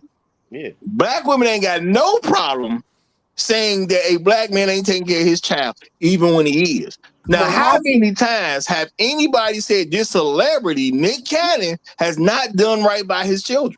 So first of Roger, all, wait. Can I? So let me get. you got. I go after you. My First point of all, is this: no. you don't even know where his children live. First of all, Roger, all of them could be close by to him. And Nick Cannon is obviously doing a great job, because once you have a celebrity black man's baby, it is too easy for you to put him through the ringer as a black man to get your come up on. And if they're not doing that to him, obviously he's handling his business. Can I make? All right. So can I debunk what you're saying? Go ahead. You're talking about women who are having children with a rich man just because he's a rich man and they can get money. They have no moral compass where they're gonna. They have no moral compass where they're going to say he's not taking care of his children. These women literally they didn't have a child with him so that child can have a father. They had a child with him so they could get money. So they're the I'm average going to black come out woman. here and say that stuff. So they're the average black woman who does not have a problem saying that niggas ain't taking care of their kids. So because they're getting paid shut the hell up money. That's what they're getting. Nobody is going to mess up to shut the hell up money. You got a beautiful house. You're getting 30, 40 grand a month. That shut the hell up money. No black woman, and then on top of that, not all his women are black. Some of them are white on top of that. And if you're getting shut the hell up money, bro, this is not parenting. Okay, that was a bad example. That was a bad example, Roger. Because if he giving them all that, then you definitely can't say he ain't taking care of his kids. He's not. If you're not training, if you're not training your kids, if you're not growing your kids, talking to your kids, learning your kids, that is absolutely What do we know about Nick Cannon that would even imply he's not training his kids to take over his empire? He got 30. Or having kids that can run my empire after I'm gone. You need to be around them kids, man. You need the fucking. How much time do Nick Cannon spend with his children? He cannot spend time with all those kids. Plus can I get in? I don't know if I don't know personally if I want to go for. I have to think about it. I don't know if I personally want to go for as label Nick Cannon a Pookie. But I do have to kind of challenge your definition, Roger. I think it's a little restrictive, bro. I think because you can have and that's just me. Maybe I'm wrong. Y'all tell me if I'm wrong. But people can be productive and still have some real behaviors, man, that are detrimental to the community as a whole, man. So maybe I'm wrong. No, you're right. You're right. No. The reason it is restrictive because guess what? Everybody that's walking the planet ain't perfect. Roger, you can't go extreme. We can't go to the Roger. We can't. We do that too much, Roger. We already went there. We already went there. If you say why do we have to say perfect though, brother? We're not saying that, man. That is what you're saying. That's no, I'm not, sir. Come on, perfect. So that means Uru's a goddamn Pookie. No, Uru not a Pookie because he come up here every day and teach us all kinds of shit that we need to be taught and stuff like that. That's what I'm trying to say, man. If Black Uru do something we don't agree with, then all of a sudden the door is open for him to be called a Pookie too. No, he cut us off every goddamn day. No, sir. No. Come on, stop. Hold on. Y'all talking about Black Uru as people who know him. It's people who don't know him and may see him somewhere one day. And he may say something that they don't like. And if he did something that they don't agree with, and the thing is, if Pookie is an unregulated term, then they can put him in it too. Not an unregulated term. We have to determine that. Not being unregulated, we allow women to call Martin Luther King Pookie because they weren't regulated. Well, he not a Pookie though. Martin Luther King is a Pookie. No, he not. Yes, he is. Because Yes, he is. according Yes, to the rumors, he's unfaithful, even though the proof ain't there. right. According to the rumors, he had a bunch of Right. white women and couldn't even lead his home. Mhm. Guess what? That's behavior. Now he a Pookie. Wait, so he was out there fucking. Right. He ain't make a whole bunch of illegitimate kids. He was Right. just getting his fucking. No. How do we know?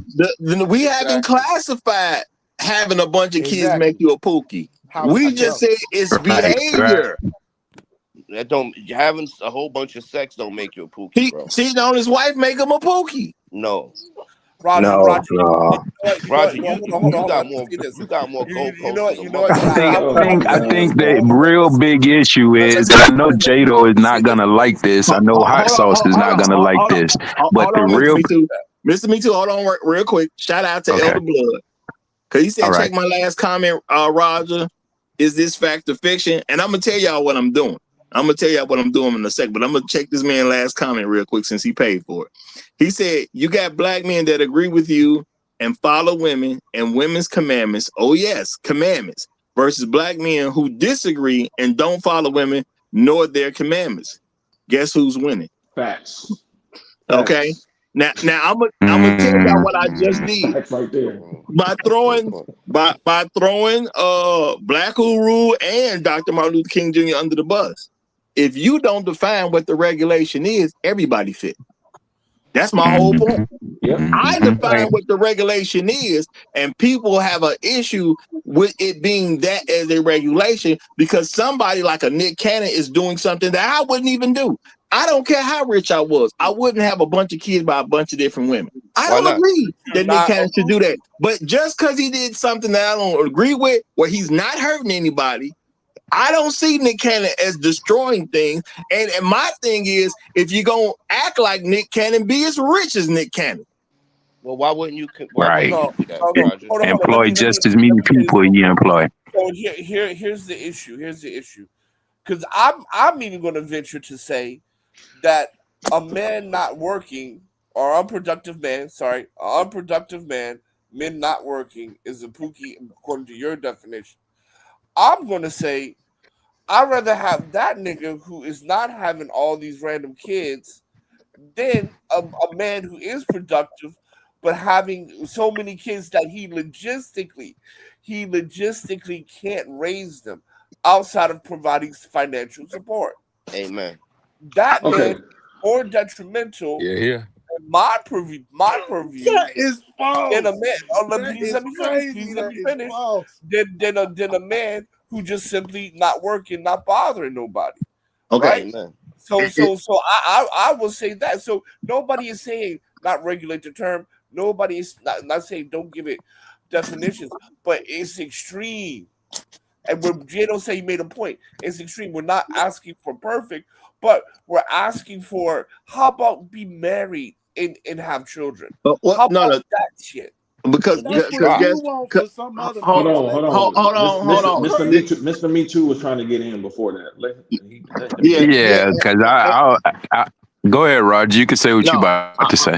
I'm gonna say this. Look, at the end of the day, people having babies all over the place.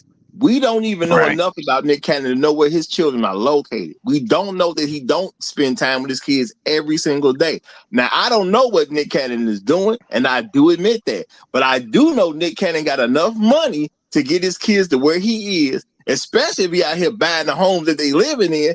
Guess what? I can buy the homes at the location I want the homes to be so I can have access to my children. Makes sense to me. We got all type of stuff out here like FaceTime and all that. Nick Cannon stands on the fact that he take care of his kids, and he don't like it when anybody implies that he don't take care of his kids. He's doing a well enough job that's a sore spot, and he'll start telling you how much stuff he started doing about his kids when somebody even bring it up to him. So at the end of the day, I don't buy into this just because he rich, he ain't taking care of his kids.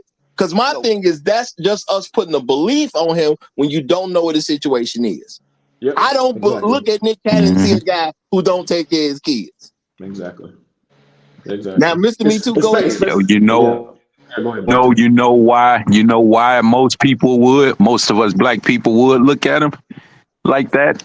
because, and I know they're not gonna like this. Y'all say this is some subconscious stuff that I probably got going on, but I challenge y'all to look in the mirror with that same statement.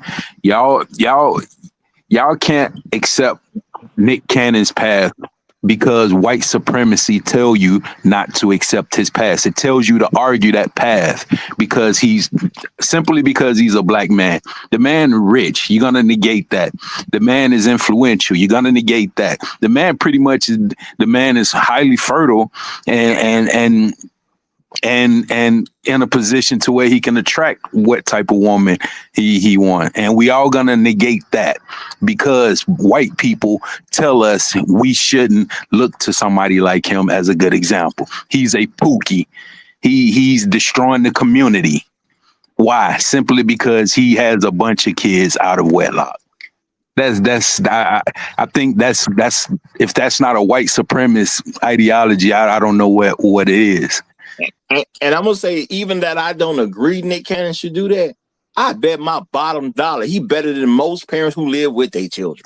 Most white parents who live with their children. White parents, I almost bet every white parent. I almost bet every white parent when it comes to Nick Cannon. But even for black folks, I honestly believe Nick Cannon is probably doing a much better job raising his children than an average parent who lives with their child. Roger, you got black people right now in these spaces right now, male and female, who are on these internet streets, these YouTube streets, social media streets. They mama told them they daddy is one person, and that nigga was a completely different person. Me, I'm one of them ones. All right, so let's keep it all the way funky. We were told through this birth control shit and Margaret Sanger shit, we have to get a control over how many children black women were having. They're not taking into consideration back during those times, there were a whole bunch of black towns built by black men that for some reason, white people felt the need to destroy a lot of those towns where black men were the heads of those households. They were the heads of those towns. They had a great job. They had great marriage rates, 80 to 90%.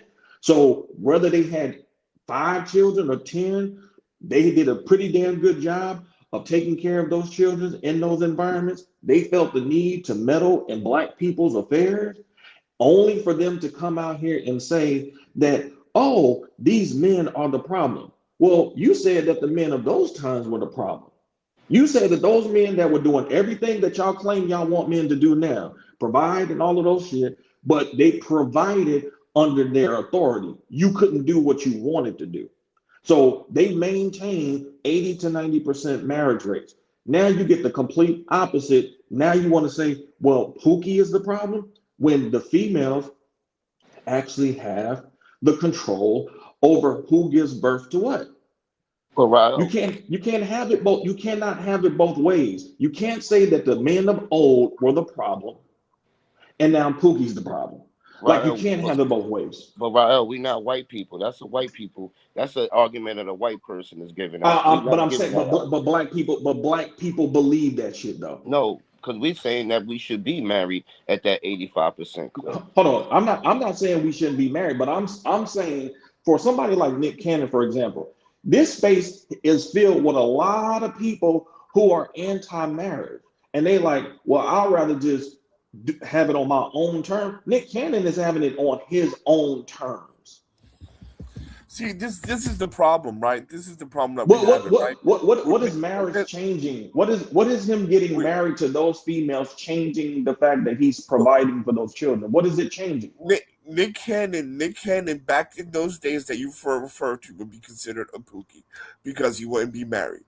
We talk that's without and black people voted on top of that.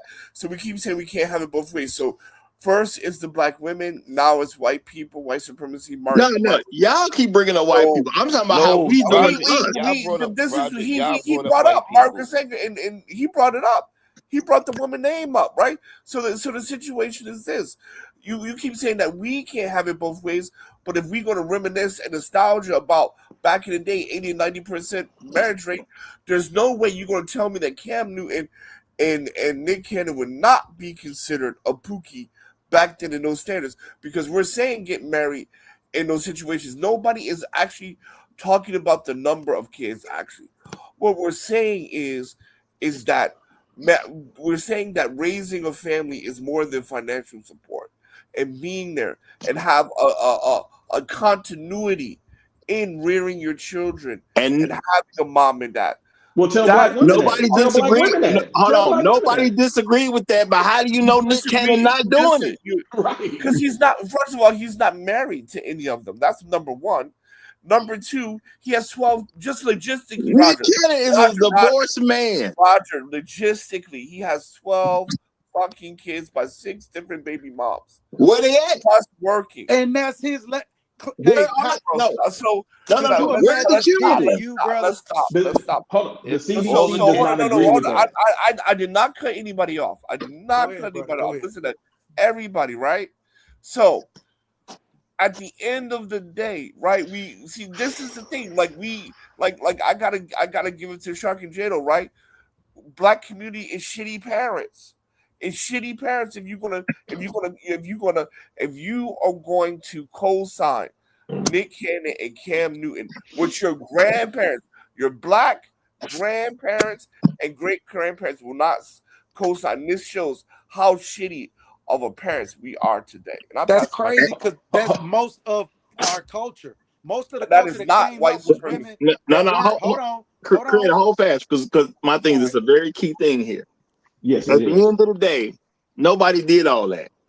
Also, again, you're not talking about Pookie in any kind of definition. You're throwing anything up to say that makes him Pookie. That's why it's got to have a definition. No. Because now it's about what kind of parent you are.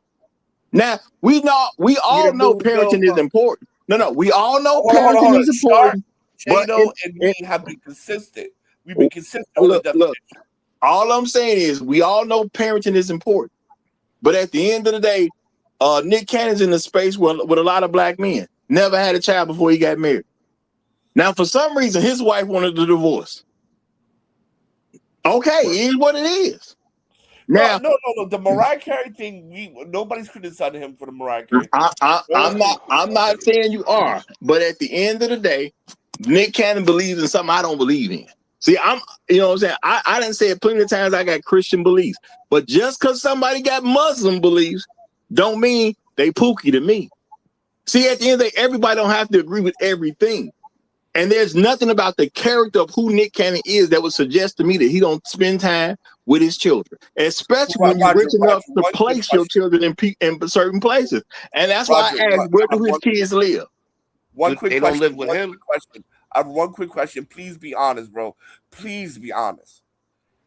If this is 1923, no matter of fact, if this is 1886, and Nick Cannon was slinging meat like that, and not Mariah Carey, but the 5 others having children out of wedlock, with Nick Cannon in 1886, in the black community, be considered a Pookie, sir? Brother, he wouldn't be considered a Pookie because the other children would not exist because Mariah Carey would have never divorced them. Thank you. Good. Thank you. I'll try to back that. Roger. Thank you. I'll see And even if they did exist, he would most likely be a pastor or a Rolling Stone. That's what they would call them back then. No, those guys didn't really exist back then. Let's be real about it. That's right. That's what I'm saying, bro. Them kids wouldn't have never been born because he would have had more kids. He would have had more kids with Mariah Carey. Roger, that's not the question. No, that is the answer. The question is just like when a guy asks me, is God powerful enough to make a rock that he can't lift? The question is flawed. The question is not flawed. If it's 1886, bro, there is no divorce and there is no other kids. Mr. Me Too, Mr. Me Too just gave an example. They were called Rolling Stones. Hold on. So Yeah, that they would be either a That, pastor that that and didn't exist back to then, that though. specific question he asked, back then they wouldn't be pookies. They would most likely that would have been a pastor or And what they call a the rolling females stone. would have hit In Not even a the pimp. females 1886, would have it hit didn't those children. exist. equivalent to a Pookie. The It females, didn't the exist. It's females. Hold on. 1886. Do y'all know what happened in 1886? Is Them the kids did Rolling not Stone exist. The equivalent to females would a have pastor? hid the children, bro. They would not have been openly. They would not have been openly doing this type of That stuff. is not the question. See. Hold on. It's the context, dog. You're talking about an anomalous situation that is not going to typically happen during that time. Why? Because there was more of an authority of black men in households. That's why. Well, Ryle answered the question basically for you, Hot Sauce. He just ain't want to say it out flat, but by him running around, he did answer it for you. I'm not running around. I'm saying that you're asking an anomalous situation in a different context, in a different cultural time. So that's because Like that's what you're asking. Hold on. But we're talking about in this particular time. No, You're sitting here saying, chill for 1 second. Chill for 1 second. Because my thing is, you got to be realistic about what you're talking about. Either it's 1886, Mariah Carey stay with Nick Cannon. They not TV and music. They're not television and singing stars. They just people. They're not getting divorced. And guess what? If somehow Nick Cannon had some babies by some women that he wasn't married to, if it's 1886, that's another married woman who had a child on her husband, and that child is being raised in her and the husband of the cheating woman's home. So This ain't even addressed. So first of all, you're putting all these stipulations on there. First of all, you brought up 1886. Hold on. Talk about 1886 because Let me when you're done, let me get in that hot sauce.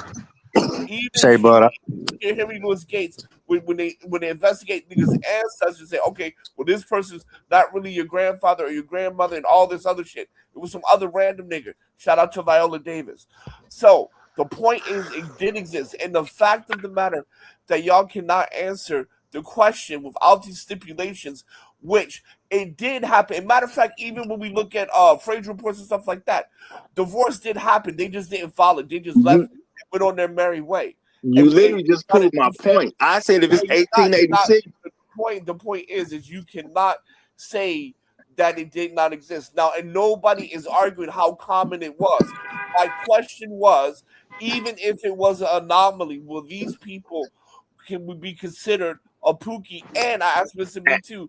And I told you the answer is no, because if it's stone and vernacular, no. It don't exist, because if it happened back then, those children are being raised in the home of the cheating woman who cheated on her husband and had that baby. That is He's fine. not a Pookie. That is fine. So even if that is the case, where she's raised in the cheating woman thing, is that nigga still would be considered a No, Pookie? he wouldn't. He would just be considered some guy who's married and nobody knows he got kids. They wouldn't even know it.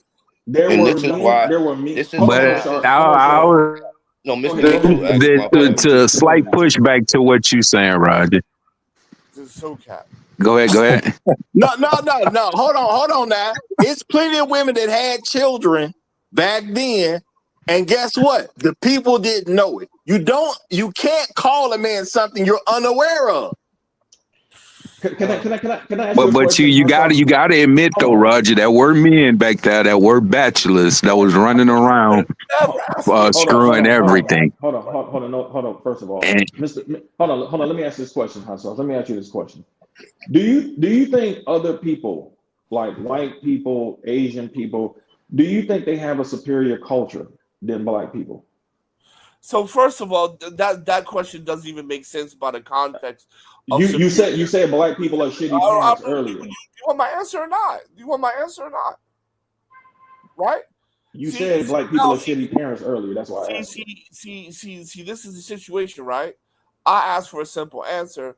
Y'all can't give me one. So now I'm definitely not going to give you I gave you an answer. You're trying to avoid accepting. I gave you an answer. What are you talking about? And I am definitely not going to give you guys a simple answer. No, bro. I gave you an answer. You didn't like it.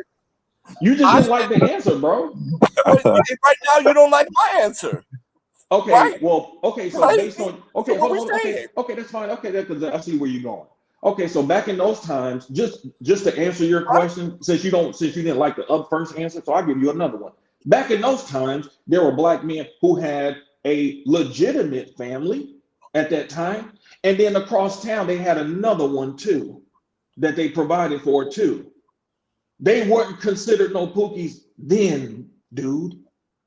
Why? Because the men made the fucking rules of that time. Right, The I gotta only difference now is the females are the ones who are making the rules and the judgments. That's the only difference. No, Rael, I got pushback for you on No, that. that's not true because that is true, dog. Hold on. You got so Rael, you got a family that you got your one family in Queens and you got another family in Brooklyn. You provided for the family in Brooklyn. You live with the family in Queens, and you provided for the family in Queens. Them kids in Brooklyn are being deprived of an in-home father. And them kids in Brooklyn, they might be running around doing all kinds of shit that you wouldn't even approve of if you was in that house. I know this because my grandfather was that dude. He had a family over here, had a family over here. That family over there didn't come out like the family over here. But you Why? still here Because to he talk wasn't about there. him. The very fact that you here to talk about him, good, bad, or indifferent, he is the reason why you are here. No. Nobody's talking about that. Creator, but that wasn't the argument, though. Hold on, Creator. I'm gonna back you up. Hold on. I'm gonna back you up, and this is the reason why I'm asking this question. Okay. First of all, the only reason why it was an issue when it really wasn't was because white people came and said that polygamy is not legal. Okay? That's the only reason that black men have been practicing their traditional culture. They just been doing it in a bastardized way because the same white folks that said some rainbow motherfuckers can get married is telling you as a black man, which goes back to Roger's point, that black men have been policed. You know what I'm saying? Now, to the white man again. Hold on. This is the facts because black people are following white people's fucking culture. Okay? From because a culture of bastardized shit, that's some European shit, dog. That's not black people. Okay? So hold on now, because that's the facts. So now let's take it to Strom Thurmond, dog. Let's take it to Strom Thurmond, U.S. Senator, Dixie Crack, ran on the segregation today, segregation tomorrow, segregation forever platform. And oh, by the way, secretly got his family's maid pregnant when she was 16 and took care of that fucking daughter secretly until he died. And when he died, then she came out and then she said he was her father. Did white people call Strom Thurmond a fucking Pookie? So white people going to depict No, bro. Answer the question, dog. I don't give a fuck what white people call white people. We black. If we gonna be the gods of the earth, we gotta act like it.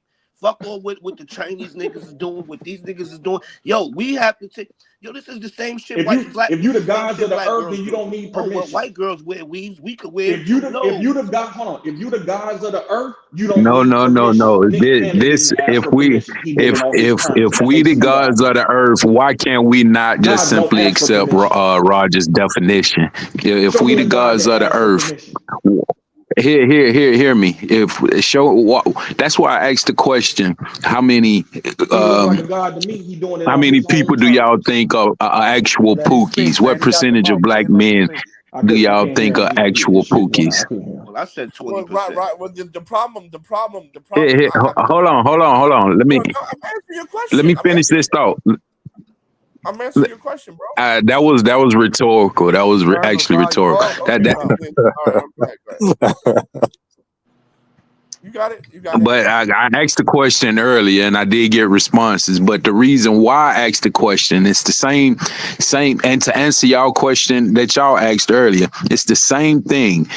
it's a very, very, very, very, very small amount of men that's actually out there perpetuating those actions, sleeping and producing with multiple women that they're not married to.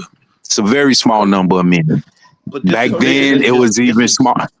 This is bigger than just that point right there. That is one of the points that could make you a Pookie. Like I said, Pookie is your attitude. Pookie is how you operate.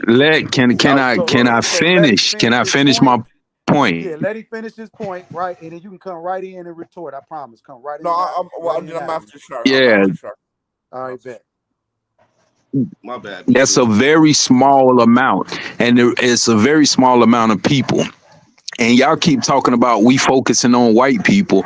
The reason why y'all constantly, just like the women, just like the women, focus on that small amount of men. Y'all are being told to focus on. Why in the world would y'all? And everybody keeps saying it. Roger keeps saying it.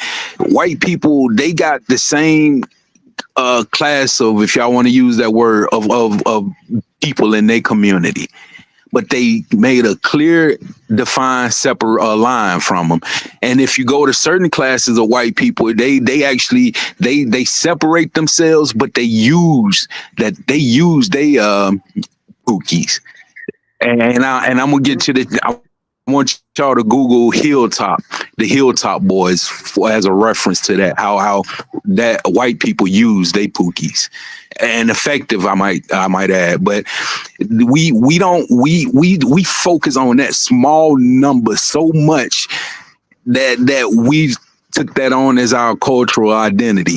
And the only reason why we focus on that so much is because white folks told us to focus on that so much. They told us that's who you are, and y'all keep listening to them so much that y'all can't even not understand that that's not who we are. That's only a small subsection of our community that exists in every community, in every culture. But y'all can't seem to get past that. That's why we can't get to the point to where we can use them brothers, because even if they are being destructive in some aspects or some areas, that's mainly out of ignorance. And we can harness that destructive force to our benefit if we accept them as black men. But we can't accept them as black men because white folks told us they not men. They something other than men. And I land my plane right there. Let's keep it a buck, man. A lot of this Pookie talk. Hold on, it's Shark. It's on Shark. There's a line. Thank you, sir. See, I ain't got to worry about the brothers. The brothers know what to do, man. Yo, Roger. Stay short. Yeah. Go ahead. I'm back. Roger, did we ever do the break down the Idiocracy? Yeah, we did that. You remember in the beginning of Idiocracy how it started? Yeah. Did them white people not put a line in their shit? They showed the white trash as the ones reproducing all over the place, and then they had the sophisticated, quote unquote sophisticated, white lady and white man trying to figure out when to have kids, right? Mm-hmm. We don't do that. We don't put the lines like Me Too said. There are lines, and ain't no white man tell us to put lines. We know that from our culture, that things ain't right to do and things are right to do. We have come this far from our goddamn culture that we are on here arguing if a motherfucker with kids, if a dude with kids all over the goddamn city is a Pookie or not. Well, how far have we fallen? I have, since I've been doing this, and it's, you know what I'm saying, been about a good 8 years now, or close to 8 years. I've been throwing lines out there since day one. I think the problem is we can't accept a line that we actually make and we define. Because at the end of the day, man, I'm telling y'all what Pookie is, because there was no true, clear definition. I define it, and I've been doing that since I've been pushing this issue. That's not me saying have a bunch of babies by a bunch of random women. And at the end of the day, that ain't even most black men. But the issue is we supposed to define us. I'm literally here today not allowing white people to define what we are. Now, either we as black people think that's a good thing or we don't. So people don't even know. here's My my bad. response. Here's my response. So first, I'm going to respond to Mr. Me Too. Then I'm going to respond to the host himself, the Pookie, the Pookie. What is it? Ambassador. Apologetics. Right. Nah, he call him the Pookie. My guy called him the Pookie apologetics. The people who Roger is definitely a Pookie apologetics. So, first of all, me too. First of all, you talk about why we focus on such a minute part. Neither the brother Blade Runner, Shark Sims, or I picked the topic. Y'all, this is the topic y'all picked. So, kill shot number 1, checkmate. Mr. Apologetics, you literally said that you wouldn't do this. So, you're saying that this is a behavior that you wouldn't do, and I'm pretty sure this is a behavior that you wouldn't advise other people to do, that what Nick Cannon is doing, however you want to describe it. You said that this is not a behavior that you wouldn't want to do, nor I'm pretty sure you wouldn't want anyone in your friends and family to do. But somehow, you don't see the Pookie behavior, even though you disagree with it, and that is the issue there, sir. Kill shot number 2. I'm done. Okay, I'm gonna say there's a huge lack of understanding. Right. I want to get to that too. Number 1, I have not defended have a bunch of babies at all. You ain't heard me say that one time. Plus, I'm also willing to separate myself from people who are doing stuff that they should not be doing. Yep. And the issue is we don't want to separate ourselves from a bunch of unproductive dudes. Because guess who gonna probably have a bunch of babies? The nigga who ain't got no job. The nigga who ain't got no business. The nigga that's not in the military. The nigga that ain't in college. The nigga that ain't in trade school. You see how you changed it? You see how you do No, it? I didn't change anything. No, I didn't change a thing. Boy, you on them turntables now, Roger. You on them turntables, bro. You mixing it up. You spinning. No, I am not. DJ Roger. I have asked y'all for the Let me the apologist. I'm the junior apologist. Apologetic. Starting to come around. That's what it is. It's starting to that one we done broke one membrane, Roger. We got several more to go. Roger, I said the wheels of steel, bro. I specifically said you would not suggest what Nick Cannon was doing, meaning that a rich, successful black man having 6 different baby mamas, and you say you wouldn't do that as a rich black man. Now, instead of focusing on that, which you said you wouldn't advise doing, now it's the plumber, it's the no. Well, let me get in there. I'm gonna let you go, but we got a new guest up, so I'm gonna let him speak soon. No, I'm gonna let you go. I'm bringing him up now, but go ahead, Mr. Me Too, and then I'm gonna say what I need to say, and then I'm gonna let this new guest get in. Go ahead. Yeah, what from what I'm hearing from both sides, Roger is it's like y'all just can't accept his definition of what a is. That seemed like to be the misunderstanding, because he got a clear definition of what a Pookie is, and just because he doesn't, y'all going back to what he was arguing against, just because the person is doing something you don't particularly or necessarily agree with, that labels him a Pookie, and that's where the problem comes in at, because none of us, you see, we can't agree with stuff up here on this panel. So by that same logic, all of us is considered a Pookie to somebody. Now, if you got that definition of what a Pookie is, then you can't go down that line. But it seemed like y'all are nobody is advocating for poor behavior. And on a side note, I don't even think what Nick Cannon doing is poor behavior. I don't necessarily disagree with what he doing. I don't see no issue at all with what he doing and how he going about doing it. And but we can't seem to respect a black man with his own path that he choosing, and it's showing by as a whole now by we can't even respect what Roger's definition of the word is. So, yeah, Roger, can you I'm restate the gonna land right definition? there. Roger, can you restate the Roger's definition? Roger's Roger, definition restate the could be definition. wrong.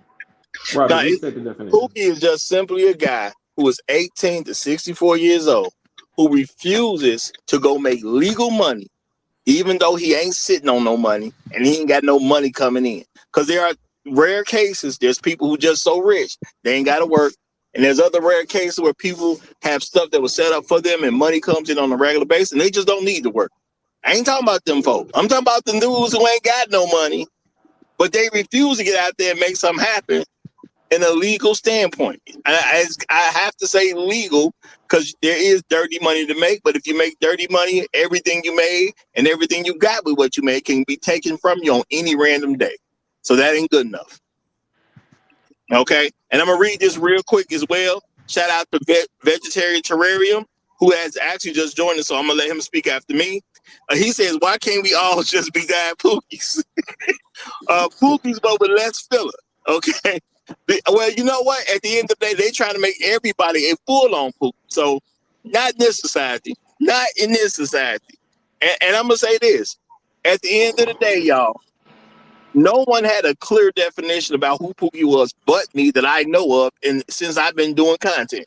I'm the only person that had a clear definition of what Pookie is. Now, also, I am not going to define a man based on what some woman does. We are literally in a country where most black women don't even want to be married to a black man at all. Okay? That's the vast majority because they're still trying to get a white man to marry. Now, there's some who they'll let that white man dream go, and then they'll say, well, okay, I mess with these niggas now. And black women who mess with black men now still don't want those men to raise their children, whether they're married to them or not. So why would I come up with a definition that I need the black woman's permission to be a man? I've been saying from the beginning of this stream, it ain't even about the word. It's about the fact that America don't want you as a black man to be a man, and black women, for the most part, absolutely 100% agree with that. Why would I come up with a term where I need their permission to be a man? That's ridiculous to me. But I'm going to let our new guest get in and say what he wants to say on this subject. So, Vegetarian Terrarium, and you can tell me how to pronounce your name because I've never heard terrarium before. See, I ain't so big I can't admit what I don't know. So I want you to tell me how to properly pronounce your name, but now I'm gonna read this super chat by Trail Benny real fast, then give you the floor. He said, if I had Nick Cannon's money and resources, I would have at least 3 concubines. Not sorry. Okay? And look, just because I'm about it.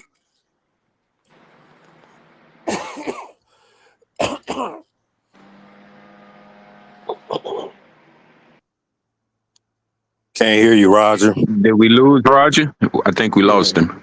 Went out.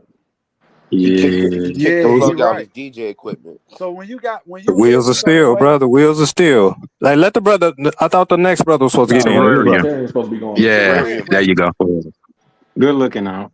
Terrarium. I mean, like, if for people who don't know, a terrarium is like an enclosed fish tank with vegetation and stuff in it. You could probably have frogs and stuff in it. All the stuff produces itself with the inside the dome. But I mean, to sit there, in my opinion, to sit there and say what people say about Nick Cannon, Nick Cannon is a Pookie. Like, let's just be real about it, man. I don't know where you had your kids at. You're not there. You got all your girls, but you're not there. You don't have your girls. You just have girls that live places and you happen to have kids with them. Did you lose me? No, I can hear you. Go ahead. Okay. Yeah, go ahead. Go ahead. Okay. Now, I'll be real. Like, I don't see the purpose of having a bunch of baby mamas and spending a bunch of money unnecessarily. Okay, he's going in and out. Are you playing with? Are you messing with, brother? Let that man get his stuff off. Nah, he don't unnecessary like that. He's a new guy, man. Look. Welcome to the show, first of all, brother. It's his first time up here. He ain't quote unquote the crew yet.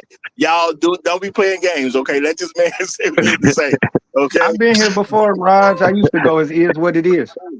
Okay. Oh, okay. Well, welcome back, brother. Welcome back. Thank you. Now I had to change my name because Cameron and Mace got is what it is. So I get you. Yeah. I was like, I can't copyright it or trademark it later. So, but realistically, like I ain't gonna lie. Like, I mean, if you a baby daddy kind of guy, like, I mean, you raggedy. I mean, it's the truth. I don't. If you were related to me, and I'm gonna barely see your kids. So that means whatever we came from, they barely experienced. If you got that many baby mamas in different places, like it ain't about to be that. They ain't gonna have no real connection with us. Especially if, as rich as Nick Cannon is, I don't know how much he goes back home or how many family reunions he goes to. But once you hit a certain level, you just start cutting people off. As far as Pookie goes, I never got mad at Pookie. I just understood what the game was and how it was going to play out. Now, I've been able to actively feign Pookie terrorism very well. Like, I ended up with a reputation of having a bunch of women because I know pretty women. I don't really kick it with it. Like, outside of like a college or something, I'm not about to hang out with the threes. It just don't look good. But I don't completely fault Pookie for the fact that he dealing with the cards that he was dealt. And I don't think it's like it's just like, man, sometimes like you gotta accept your underdog status and then just become great. Like you can outdo Pookie very well by becoming Ghost. Become James St. Patrick. You did something and then you stopped doing that something. Like, do y'all get what I'm saying? When I was 22, I got married in college. Good for you. And the one thing that I learned very quickly is when I put that wedding ring on my finger, it attracted so many more females than what I was already able to get. Okay. And every time a female would say, because this was Black females, why you getting married so young? You know, you look good. Like, why you getting married so young? You know, like you could be out here having fun. And my response to them was every time they asked me that question. So basically what you're saying is I should just be out here running through y'all. And every time I asked that question, it was crickets. Okay. The same females who would talk about there ain't no good men, this and that and the fourth, were literally trying to get me to smash him. And not because I'm not even saying like I was that dude. I just from the fact that they knew I had a woman, they wanted to compete against her. And they didn't even know her like that. Okay. I have never, and I'm pretty sure every dude up here can attest to this. You meet a female, especially in your younger days, or even now. You meet a female and you say, why don't you come through? How much pushback did you actually get? I never got pushback. Or can I come through? Well, not my dad ain't gonna like that. Or my uncle, no, they don't play that. My granddad, like, it was none of that. Okay? It was none of that. Now, when we're talking about things that are considered conservative, because when you start talking about things like morality and stuff like that, Black people will turn around and say, well, that's some white people stuff. That's some white people stuff.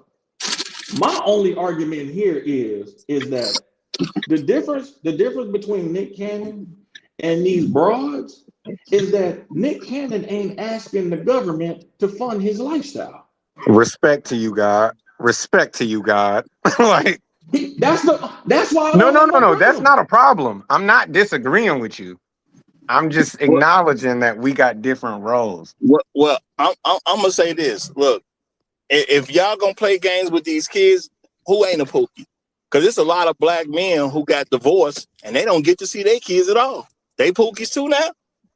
No, it's not No, in there. no. That's I mean, not in they're there. not Pookie by practice, but they're No. Pookie by name. No. My thing is, you either is something or you ain't something. Yeah, you either are. Well, here's the thing, like, so if we're really No, like truly, I just want to Roger, the acknowledge. world don't work that way. Definitions The don't matter no more. world does work that way. Because No. guess what? I get your point, but people are trying to actively redefine standard definitions. And I'm not. I've been saying for the longest, a Pookie is a dude who ain't got it like that, but he won't go out and be productive. Now, is that going to include? Is that going to include a lot of guys having a multiple babies out of wedlock? Absolutely, it is. Because what do you do as an adult when you don't work? You have sex. That's what you do. Definition. Let's Okay, vote on it. it is what it is. And when you just keep having sex, more sex than usual, because you're not going to work, you're gonna start having babies. And guess what you're gonna do? When you don't go to work on a regular basis, you're gonna start having more sex with more women than just 1, 2, or 3. You're gonna have it with a bunch of them. And guess what's gonna happen? You're gonna be having it with irresponsible women that's willing to have a baby by anybody. Roger. So instead of having a definition, why don't we vote on it? Like that way we could be respecting. Hold on, because that would be cool. But Roger, again, fluent Pookanese knowledge of Pookology, knowledge of Pookie culture.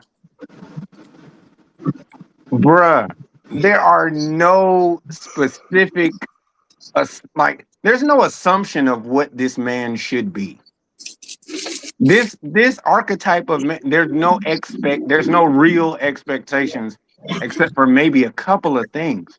Of what man we're talking about? Hence the whole point of this show today, which y'all just still can't accept his definition. Y'all just don't want to accept it. I'd like to give it a definition because Pookie don't automatically have to be broke. That's all it could be. Pookie ain't got to be broke. I've taken women from Pookies that got more money than me. Pookie was my plug. I'm a normal guy. Black women have no standards. Exactly. It doesn't make a difference who you got. They ain't got no standards. They ain't got no standards. We all can get them. No, his point is that the Pookie can have money. And that was why I brought up Nick Cannon, because just because you rich don't mean you can't be a Pookie. And I'm saying you can't take a broad. No, Nick is definitely a Pookie. Hold on. You can't take a broad who doesn't belong to nobody. And what I mean by belong to anybody, I'm not just talking about a man in terms of marriage. She don't even belong to her family because she's in the streets. Now, how many of us in this space know of females that we're related to by blood that have been out there in the streets? I'm pretty sure there's a high number. They don't belong to you because they don't follow any directive of the bloodline that you're born into. You might be related to them by blood, but they ain't not your family. Because if they was your family, so you're saying you don't have that. So you're saying that the I don't believe I had that. Hold on. Let me ask you a question. So you're saying that the females that you're related to who have never been married, they're in their adult age, they're all virgins. Oh no. The first one, the first one, she got married as a virgin. The other one, she has had boyfriends, but they don't respect you. She's like 24. They don't respect the men in your family. They don't respect the men in your family, which is my point. Which has been my point this whole time. When Roger did the show yesterday, I wanted him to do that show because that was the point that I wanted to make. I didn't get a chance to get on the show yesterday, but that was the reason why. Because every time we have this argument, it becomes about the guys. And the truth of the matter is, this definition is based on how females view those particular guys. So the same females that deal with those guys, which basically gives birth to those guys, they will complain about those guys. Will turn around and complain about those guys. You can't have it both ways. And then the bloodlines that they come from, the men will sit here and act like they're against those guys, but they have never check those guys. They have never made her sit down before them. When I married my ex-wife, I had to sit down before her uncle and her aunt, and they gave us wise counsel before we got married. So how many times are these females making you sit before the men in their family as the authority figures to check to see whether you are Pookie or not? They're not doing it because they don't care. Now, Rael, I agree 100% with you. I think the guy's point was that Pookie can have money too. That's why he said I took chicks away from My Pookies with only more point money than wasn't me. that was part of my point, but it wasn't the whole thing. Like the main thing with like Pookie possibly having money. Sorry, I'm saying Pookie ain't gonna have bread. He's not included. Why? That's wild Not though. not Because legal, I'm not pretty sure legal it's bread. Pookie. Hold on, y'all. Hold on. I'm not even saying. I mean, when I came up with this was years ago. I ain't factor all this nonsense in. At the end of the Pookie day, can't I'm have really $30 thinking. million. Hold on. What I'm saying is, because I ain't factor all this nonsense in is being said today. I'm gonna just call it like that. What I really believe the problem is, I came up with a definition that you ain't got to go through women to get permission from. I think that's the actual problem. No. Included. And hold on. Let me say that. I'm gonna tell you why. I'm gonna tell you why I think that's the problem. Because I didn't do it where you got to get a female's permission. I did not get on here saying or defend anybody having a bunch of kids that they cannot take care of. Y'all are trying to focus on that point where I need a woman's permission at some level. To be a man, you do not need a woman. Hold on. I'm not. Roger, you one second. DJing right now. This is the issue that I have. See, when people disagree, now we got to throw women into this. Nobody was talking about women the whole time. Make it spicy. Pause. Like nobody was talking about women the whole time. But now, when you say kids out of wedlock, you just included them. Here comes the interruption. Because I know, look, I told y'all niggas, I'm throwing alcohol on your cuts. I know it burns, but just enjoy the cooking. Because there's learning in the cooking. We also don't do false narratives either, though. No, but that brother know how to code switch. He know what it looked like. False narratives is saying that we're looking for women's approval in a definition. Not Sims, not Jado, nor me would say, okay, well, let's see what the women think about it first. Not one of us said that. So that's also a false narrative. Once you made I said y'all not accepting the definition Roger gave. That's what I said. I don't Yeah, and we can't because we can't choose. That's because it ain't 100%. No, hold on. There's facts and there's feelings. Just because I don't accept his definition doesn't make me anti-black man. Doesn't make me female-led. It just means I have my own definition that I think would be more encapsulated in something that I feel that's extreme. Well, not feel, but something I view as extreme. Your definition just so happens to closely align with the way women perceive it and the way white supremacy perceives it. Hold on, but Roger's definition of Pookie is kind of solid. It is kind of solid. It's just 85% there. Aligns with the Torah in the Bible, sir. Hold on. So say that again. Hold on. President, what the president say? My definition aligns with the Torah in the Bible. Your definition of a Pookie? Yes. Yeah. Okay. Okay, explain that to me, please. We're not doing that right now. Right? Okay. All right. Hold on. All right. Well, based on that logic, King Solomon had 700 wives and 300 concubines. Right. Mm. Right. Also, Is he a Pookie? That is perfect. Is he a Pookie? Yes, absolutely. He's a Pookie because and it's because of him. It's because of him we have the fall of the nation of Israel. It's because of him. Man. Hold on. Well, let me. Hold on. Let's backtrack. Because when you let him cook. You asked me a question, I'm answering it, right? Because when you continue, so first of all, number one, in the Torah, it gives specific messages about polygamy and how you marry and all that. Number two, Number two, when you read when you read about Solomon, it was a cautionary tale. It's because of him and the women that you got all these different worshiping other idols, which God Himself said don't do. Solomon went specifically against what he did, and that is the linchpin of the fall of Israel that got the northern kingdom wiped out. So absolutely, yes, it was wrong. Absolutely. Okay. Well, let me respond. Hold on. Let me respond.